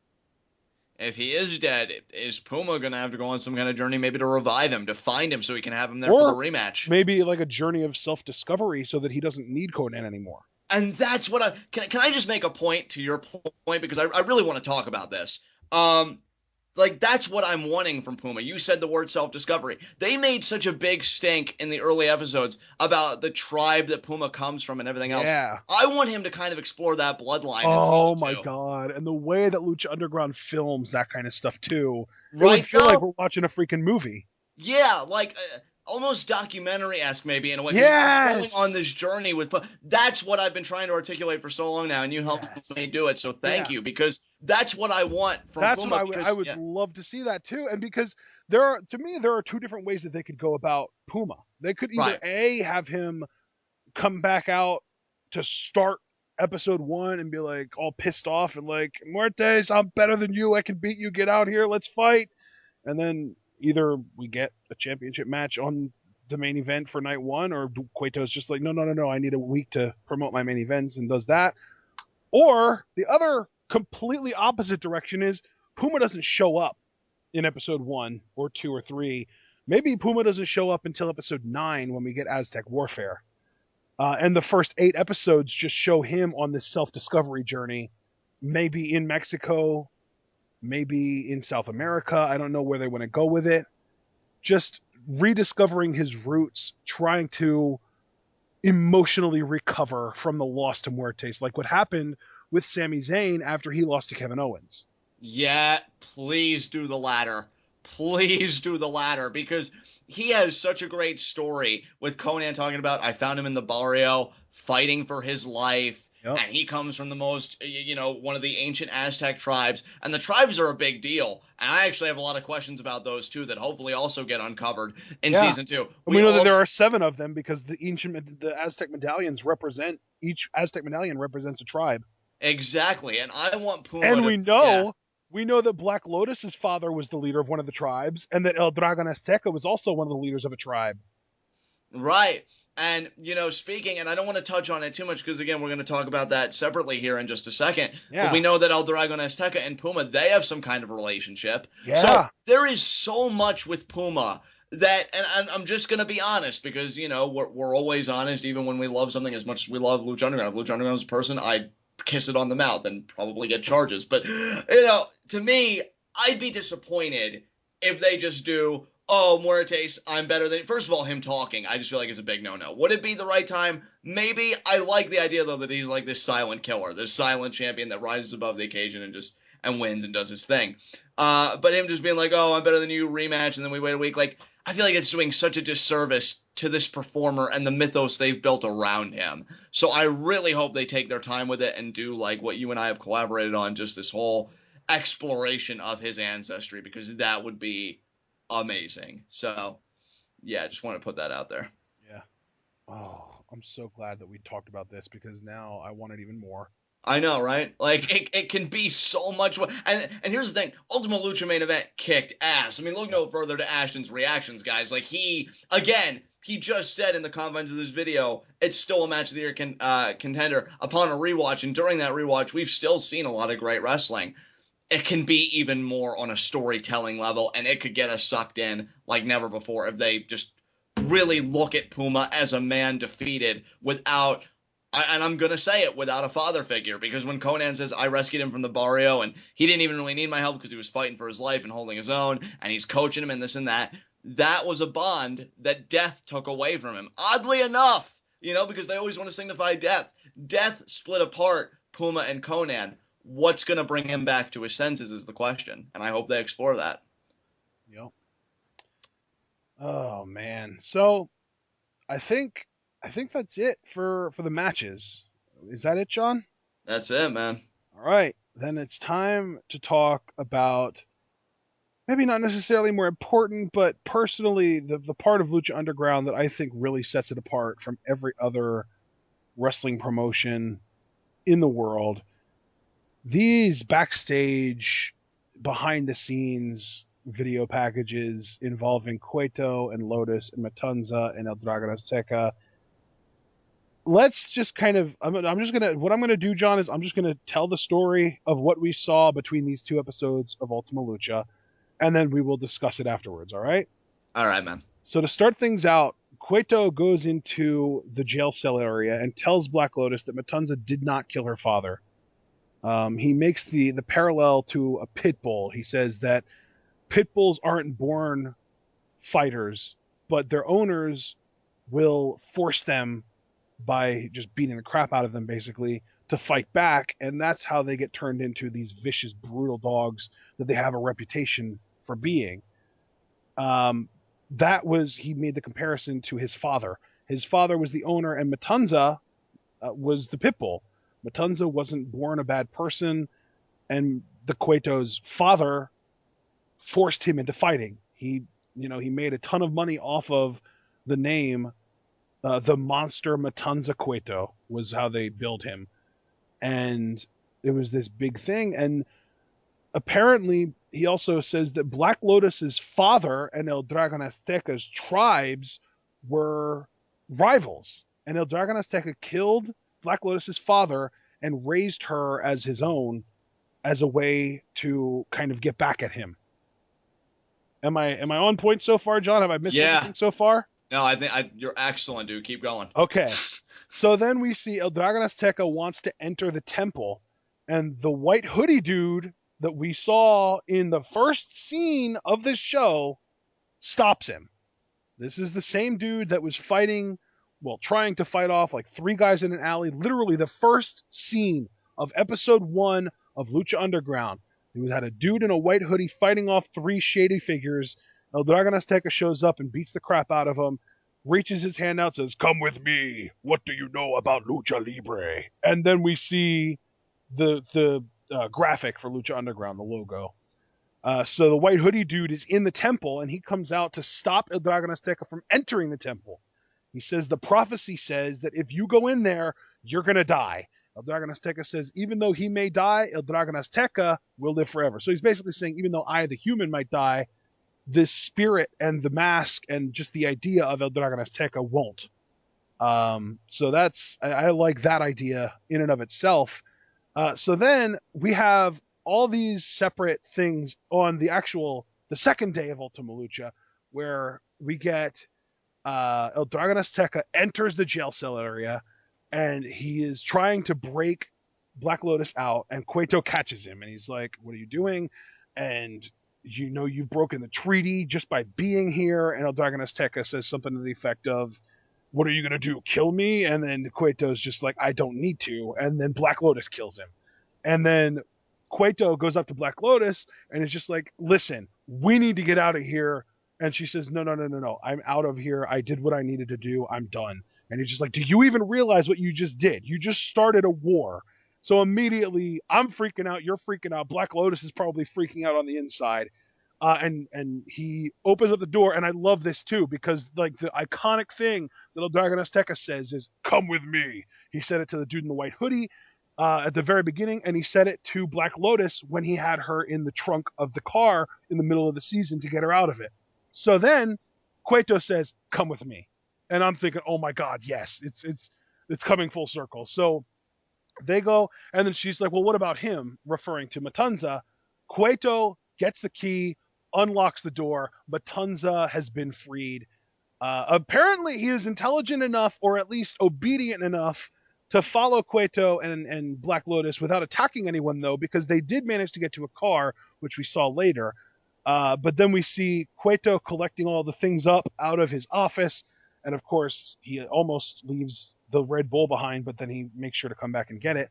And then he leaves, and we see him and Angela, or Black Lotus, in a vehicle with a trailer attached to the back of it, and out of just a little hole in the side of the trailer, we see the eyes of Matanza. Which, just amazing. Even after one whole season, and you think, like, oh man, we're gonna get our payoff. You only get the eyes, which just tells me as if, like, I mean, this was just the cherry on top of the proverbial sundae.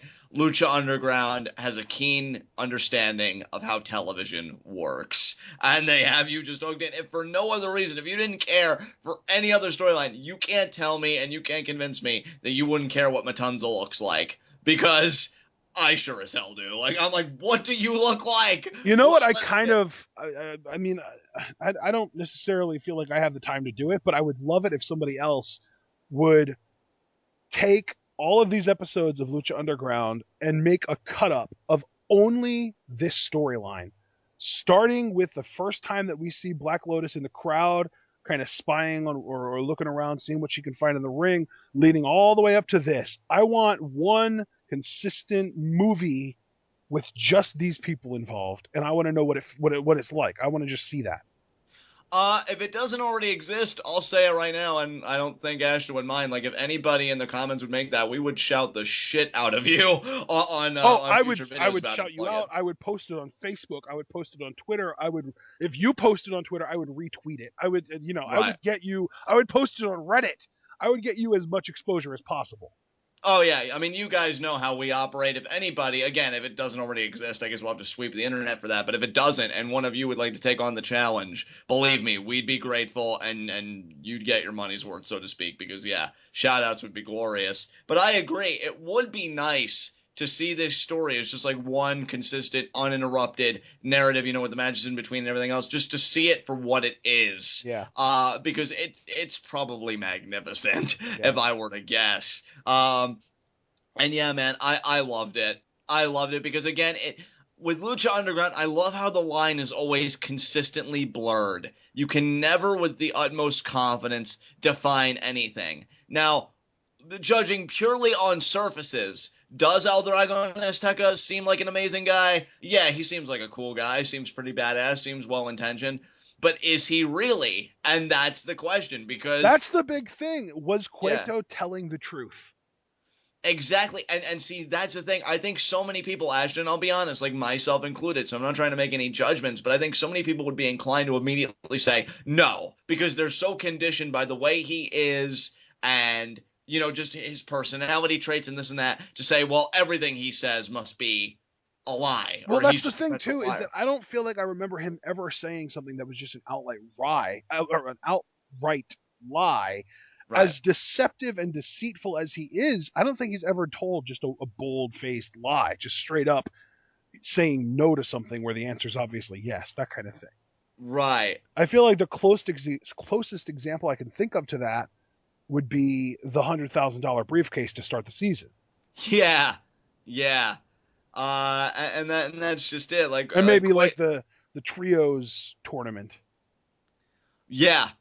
And that's the thing. Like, is Cueto a scumbag? Absolutely. Is he just sleazy and craves violence and probably puts a very low value on human life? Well, I mean, you can ask Bale that question, because I'm sure he would give you a nice answer with whatever's left of his face, if anything at all. Yeah, the answer is nothing. Exactly. But is he a liar? And those are two distinct things. You know what, John? And that's the thing, too. Even if he wasn't a proven compulsive liar, you still have to really question what he says here, because he's had her locked up in this cell for so long, and he's had so long to think of a fabrication, if he wanted to get himself off the hook and El Dragon Azteca on it. Yeah. And I think not only that, I mean, we have to introduce like another kind of question into the mix. Why even go with the fabrication to begin with? Like, and not only that, I think more generally what I'm trying to say is, why give Black Lotus anything at all? Like, why not just feed Matanza to her? So I think the question also becomes, what does Cueto want from Black Lotus? What is this all about? And you and I have already had questions Well, about Cueto's family line and, I and think it everything might else. have something to do with the treaty. And it might, yeah. Because just trying to logic my way around this. What if Cueto knew that El Dragon Azteca would be coming for her, Right. and he knew that that would break the treaty. So if he would have killed Black Lotus on the spot, then he would have been the one to break the treaty. But he wanted to get El Dragon Azteca to be the one to break the treaty. And even though I don't think he necessarily planned on Black Lotus killing El Dragon Azteca, the fact that when he showed up, he immediately he broke the treaty. Maybe that's why Cueto said, "Oh, I don't need to kill you," because he had already broken the treaty just by showing up at the temple. And what's so funny, Ash, and I'm so glad you brought up that treaty because and I can't believe I'm about to use a Cueto phrase here, but I think we have a very unique opportunity here. Yeah. Uh, and it's one that admittedly does make me a bit tentative, but I made everybody, and you bore witness to it, so it was to you as well, a promise that I was just going to explicitly trust Lucha Underground for the second season after they pulled off Pentagon and Vampiro. But I'm thinking, like, are we going to see, like, full-on tribal warfare next season? Because we keep talking about these Aztec tribes and how this treaty's been violated. Like, are we going to get people on this roster that proclaim to be from this and that tribe, and we get, like, grand factionalism here? Almost like, I mean, I hate to use that parallel because I know there's mixed opinions on it, but like the Alliance versus the WWF, that kind of thing, but on a tribal level and obviously with a greater mythos. Because if we are, there's part of me that's like, oh my god, that's going to be amazing, and all the bloodshed and body count and everything else. And then another part of me is like, I'm wondering if that's just juggling too many balls if they go there. And I'm just wondering if they will. Like, let me just ask you point blank. Do you feel like the tribes, because of this treaty and because of other things going on, do you think the seven tribes are going to have a bigger role in the second season? And we're going to learn more about them and they'll have a greater impact? What do you see with all that? Can I pass? Do you have to pass? I just don't know what to say. I hadn't even thought of that. It's just like, I apologize, guys, because I know like my mind always goes a mile a minute, and admittedly I hate that about myself, but I couldn't help it. You know, you think about a treaty and you think about this universe. Yeah, Well, yeah, that's a good point. Maybe, I mean, yeah, maybe they do have like, the Cueto kind of tribe and and the El Dragon Azteca tribe facing off, and maybe Puma comes back with a tribe of his own to provide reinforcements for someone. and here's another interesting thing too. Now, don't get me wrong, I'm happy about this, but I think this is also interesting from a narrative perspective because from what we understand about season two, again, not many details, but again, it does seem like they are staying in Boyle Heights for the second season. They're not leaving, but they made it seem like But again, Cueto, I was even going to say, I feel like Cueto even said we need to get out of this temple. We need to find right, somewhere new. right, and and So and, maybe and like the that's yeah. first scene of the second season will be him coming back to the temple and being like, well, sadly we couldn't find anywhere else. I guess we're just going to have to make this work. Or what I'm thinking they also might do just to kind of explain because again, it really made it seem like okay, you know, obviously in a non-kayfabe sense, we're gonna have to change locations for budgets and this, that, and the other. They could use like a time skip technique because it's been so many months, and maybe they'll make it seem like obviously the story's been occurring off screen, and then Right. they'll just catch us up, and maybe something happened to the new temple. Maybe I don't know. Maybe Cueto violated some zoning laws or some humanity laws or something with what was going on in his new temple, and he goes back home because there's really nowhere else to go. I don't know. So it's going to be interesting to see how they explain how they were able to stay in Boyle Heights. Maybe Cueto found something, or maybe him and Black Lotus talked. They decided to fight. I don't know. But that's just the craziness of it all in these few scenes. And then when you think about everything else that kind of culminated in these scenes, you just realize how big the world of possibility is for the second season. You know, going back to that Eric Van Wagenen interview I read today, he said, you know, some people are obviously not going to be with us, but, you know, a lot are going to be coming back. To me, when the writing's this good, obviously you're always going to need a few key players, but that's what makes me so confident in Lucha Underground. Lucha Underground reminds me a lot like the old ECW was, because Paul Heyman used to brag, well, they'd take this one great talent we had, and then maybe we'd bring in somebody like Rey Mysterio. You take away Rey Mysterio, we bring in Eddie Guerrero, you Yeah. know, things like that. Lucha Underground, to me, is like it's the cat that's always going to land on its feet. You know, like you're never really going to get these guys to fall because I don't know if Patron's going to return. We know Hernandez in it, but it doesn't matter because these guys are so good at telling a story that as long as they find actors and actresses to play the parts and we can buy it, you know, I'm along for the ride. This is just so amazing. Oh my god, I can't wait for the second season. Yeah, it is. It is going to be incredible. So, speaking of looking forward to the second season, let's just talk about the final 5 minutes of Ultima Lucha season Oh 5 or my season god. 1. Yeah. Season 5. God, I can't wait. 19? I think it'll be. Yeah. No, actually, it'll be 2020 because season 2 is starting in 2016. 17, 18, 19. Yeah. No, so it will be 2019 for season 5, and I look forward to that day because it's gonna happen. Exactly. Yeah. Freaking naysayers. I've just literally just got done reading a Reddit thread a couple days ago where they were like, if Lucha Underground ends after season 2, would you guys be okay with it? And like, no, go away. Exactly. You know what good that thread's for? Being doused in gasoline like Vampiro was. Yeah. And then, except this time you finished the job. So let's talk about these Yeah. final 5 minutes. The first thing we see, obviously, Cueto and Black Lotus driving away from the temple with Matanza in the trailer, right? Yes. Do you have anything to add on about that? No, man, we talked that to death. I'm good on Yeah. that. So then I think the next thing we saw was Phoenix in the Phoenix Mobile driving out of the arena with his shiny new belt, and King Cuerno in his truck eyeing him down and seemingly chasing after him via truck. Excellent. Loved it. Again, great foreshadowing for the next season and a feud we can expect. Yeah. So then, trying to remember the order, I think the next scene that we got was Angelico and Son of Havoc parting ways, and then Son of Havoc going up to Evilise and just being like, "What do you say, babe? One more ride?" And she's just like, "Just shut up and get on." Actually, are you sure the sexy star scene didn't precede this? Because I actually thought that I they think came that was before. after this. Okay. All right. I don't know. I don't remember the exact order. We'll just try and make sure that we talk about everything. So what, Yeah, definitely. as far as Team Havoc goes, obviously they're going to be interested in winning the titles, but I feel like if and you know most likely when they fail to regain the championship, they're probably going to go their separate ways. Yeah, that's what I'm thinking too. Yeah. So then we got Sexy Star wrapped up in a rope cocoon by Marty the Moth, and he warns her, "You're gonna love my sister." Oh my god. I don't Can't wait. know. I don't know if it's actually gonna be Cheerleader Melissa, but that's the only other female that was on Lucha Underground's roster at the time of Ultima Lucha's Part 2 airing. Right. So I just jumped to that conclusion and screamed it a few times when we saw it. Yeah, I know. I know. I think you even reacted to that in live reactions. Yeah. This scene actually was probably my favorite of the whole 5 minute thing.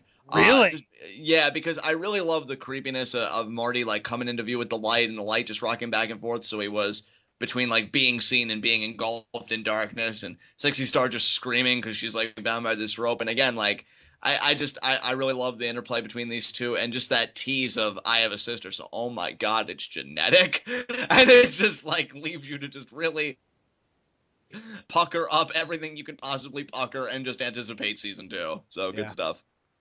I'm trying to remember. Oh, then we had the Aerostar Drago scene where they shook arms and Drago was just like, "Until we meet again, my friend." And then he went back down to El Inframundo. And then Aerostar's outfit, his attire, became a jetpack, and he flew back up to the cosmos. I loved your reaction to this too, because obviously you and I always pop when Drago like the flames and everything, and then you're like, oh my god, Aerostar literally lives in space. You said something, and it was just like your excitement was amazing. And you're like, I think oh I my just god, said he is he's literally literally from the cosmos. like going back to space. I loved how you said it too, because the delivery was just, oh man, it was all the excitement and wonder I think they wanted out of that final 5 minutes. Yeah. It was great. Yeah, I And enjoyed then this. Yeah, good stuff. the final scene that we get in season 1 of Lucha Underground, Dario Cueto almost seemingly floating his way away from the ring out of the temple with the lights closing, shutting off behind him, and he just gets this smirk on his face, like he knows what's going to happen, and we're just going to have to wait to find out. Can't wait, man. Can't wait. That part right there gives me goosebumps every time.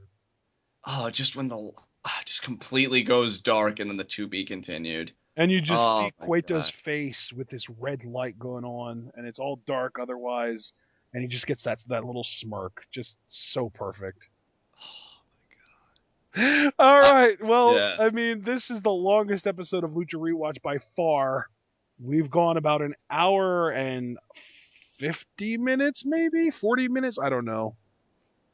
Yeah, well, let me tell you, when it comes to singing Lucha Underground's praises, it's not only Mundo and Puma that can go all night long, I'll tell you that much. This show is amazing. It is. It's absolutely incredible, and really, I think that the best thing that we can do at this point is to just anticipate, man, because season 2 is going to be incredible. But that being said, we're not going to leave it at just that. John, do you wanna be the one to let them know that we're not done talking about Lucha Underground? Yeah, sure, man. This I'm gonna tell you guys right now. This was his idea. Yeah, I came to Ashton because we got done one episode of Lucha Underground Rewatch, and I'm just thinking to myself, Lucha Underground's coming back in January, and we're going to finish this sometime in the middle of October, and look at it, it's October 14th today. And I said, we just can't go that much time without talking about Lucha Underground, because these videos get great feedback from you guys. Very communicative are these videos. Yeah, And I just mean, there's we a might great not get Lucha, yeah. thousands and thousands of views by any means, but we do get dozens of comments on just about all of these episodes of Lucha Rewatch.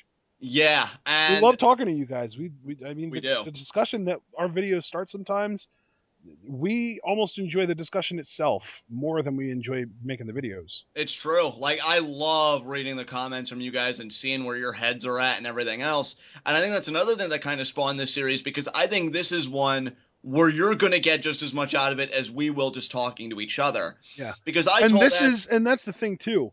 With Lucha Rewatch, that was a series specifically targeted at Lucha Underground fans that just couldn't get enough. Lucha Underground fans that loved the show, loved season 1, and just wanted more, and just wanted to kind of flesh out just how good season 1 was.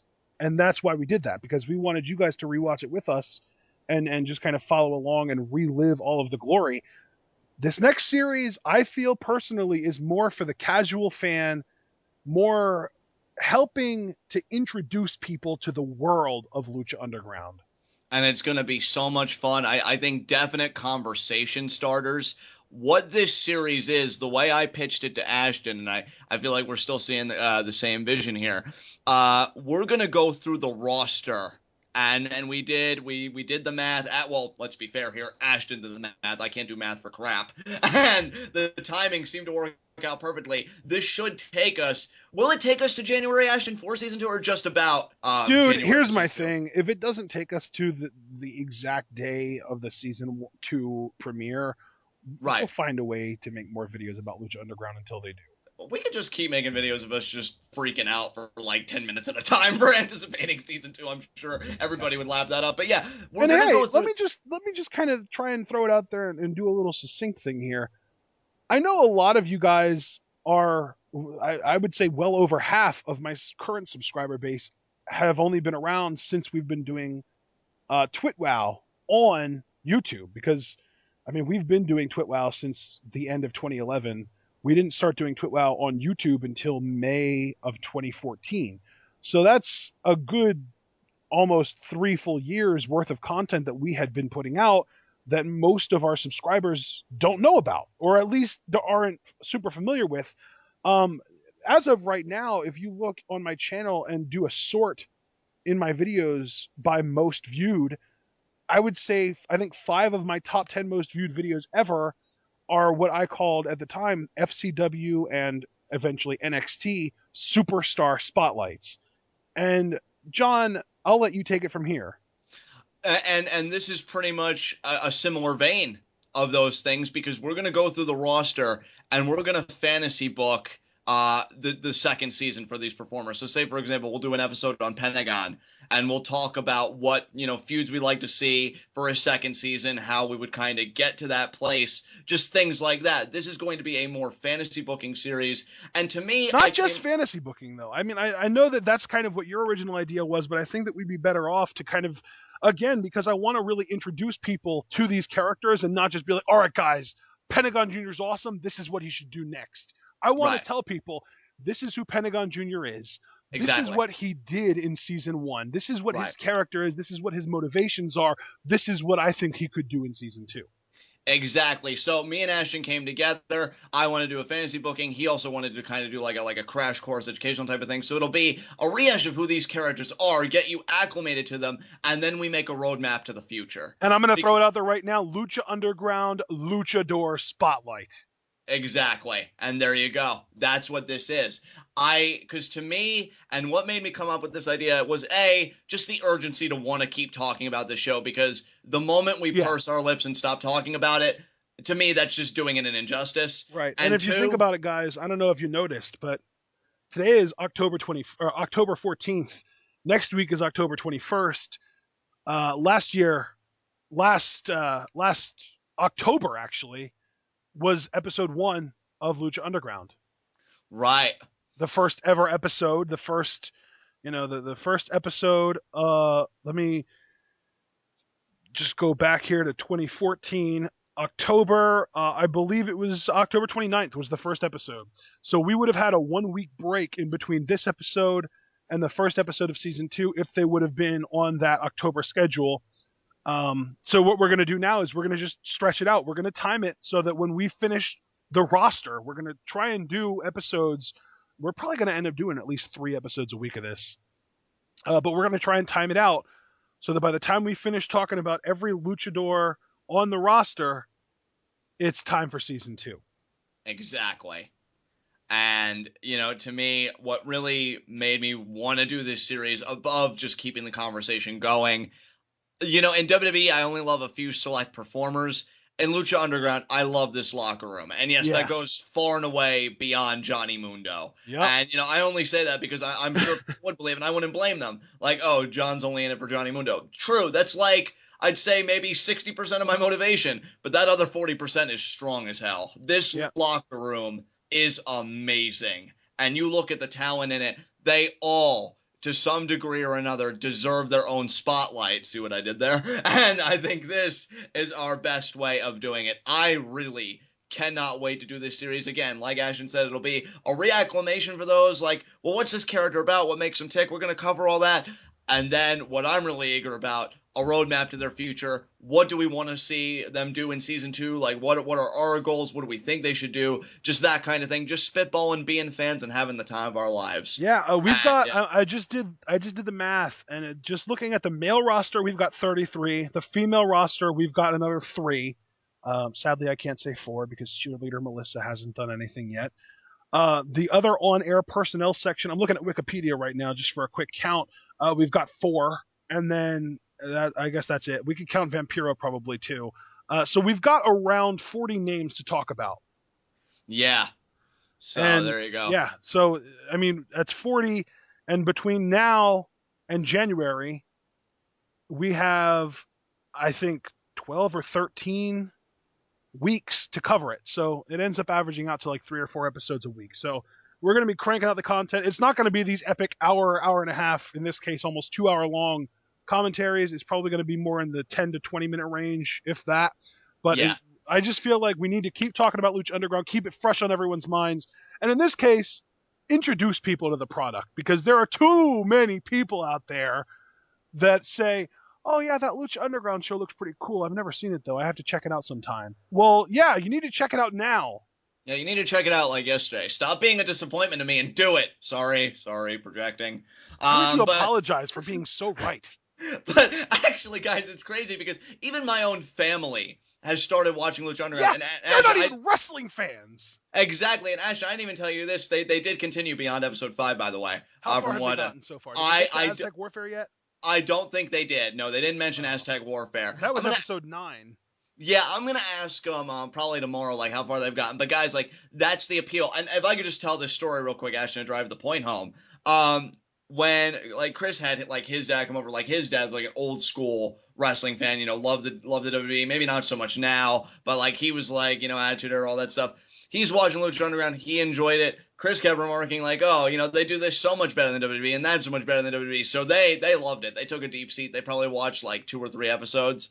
It's just a product that has that appeal, guys, and more people need to be talking about this because competition is good. And not only that, outside of the competitive side, it's just nice to have an alternative, a nice little oasis from all the trite and commonplace stuff that North American wrestling produces. And I mean, hey, John, let's be honest with ourselves. Even if you want to look at the WWE and specifically Vince McMahon has always been at his best when he's had competition, not only to inspire him to work harder, but to steal ideas from. You got to look at he stole so many ideas. ECW is literally the Attitude Era. Yeah, exactly.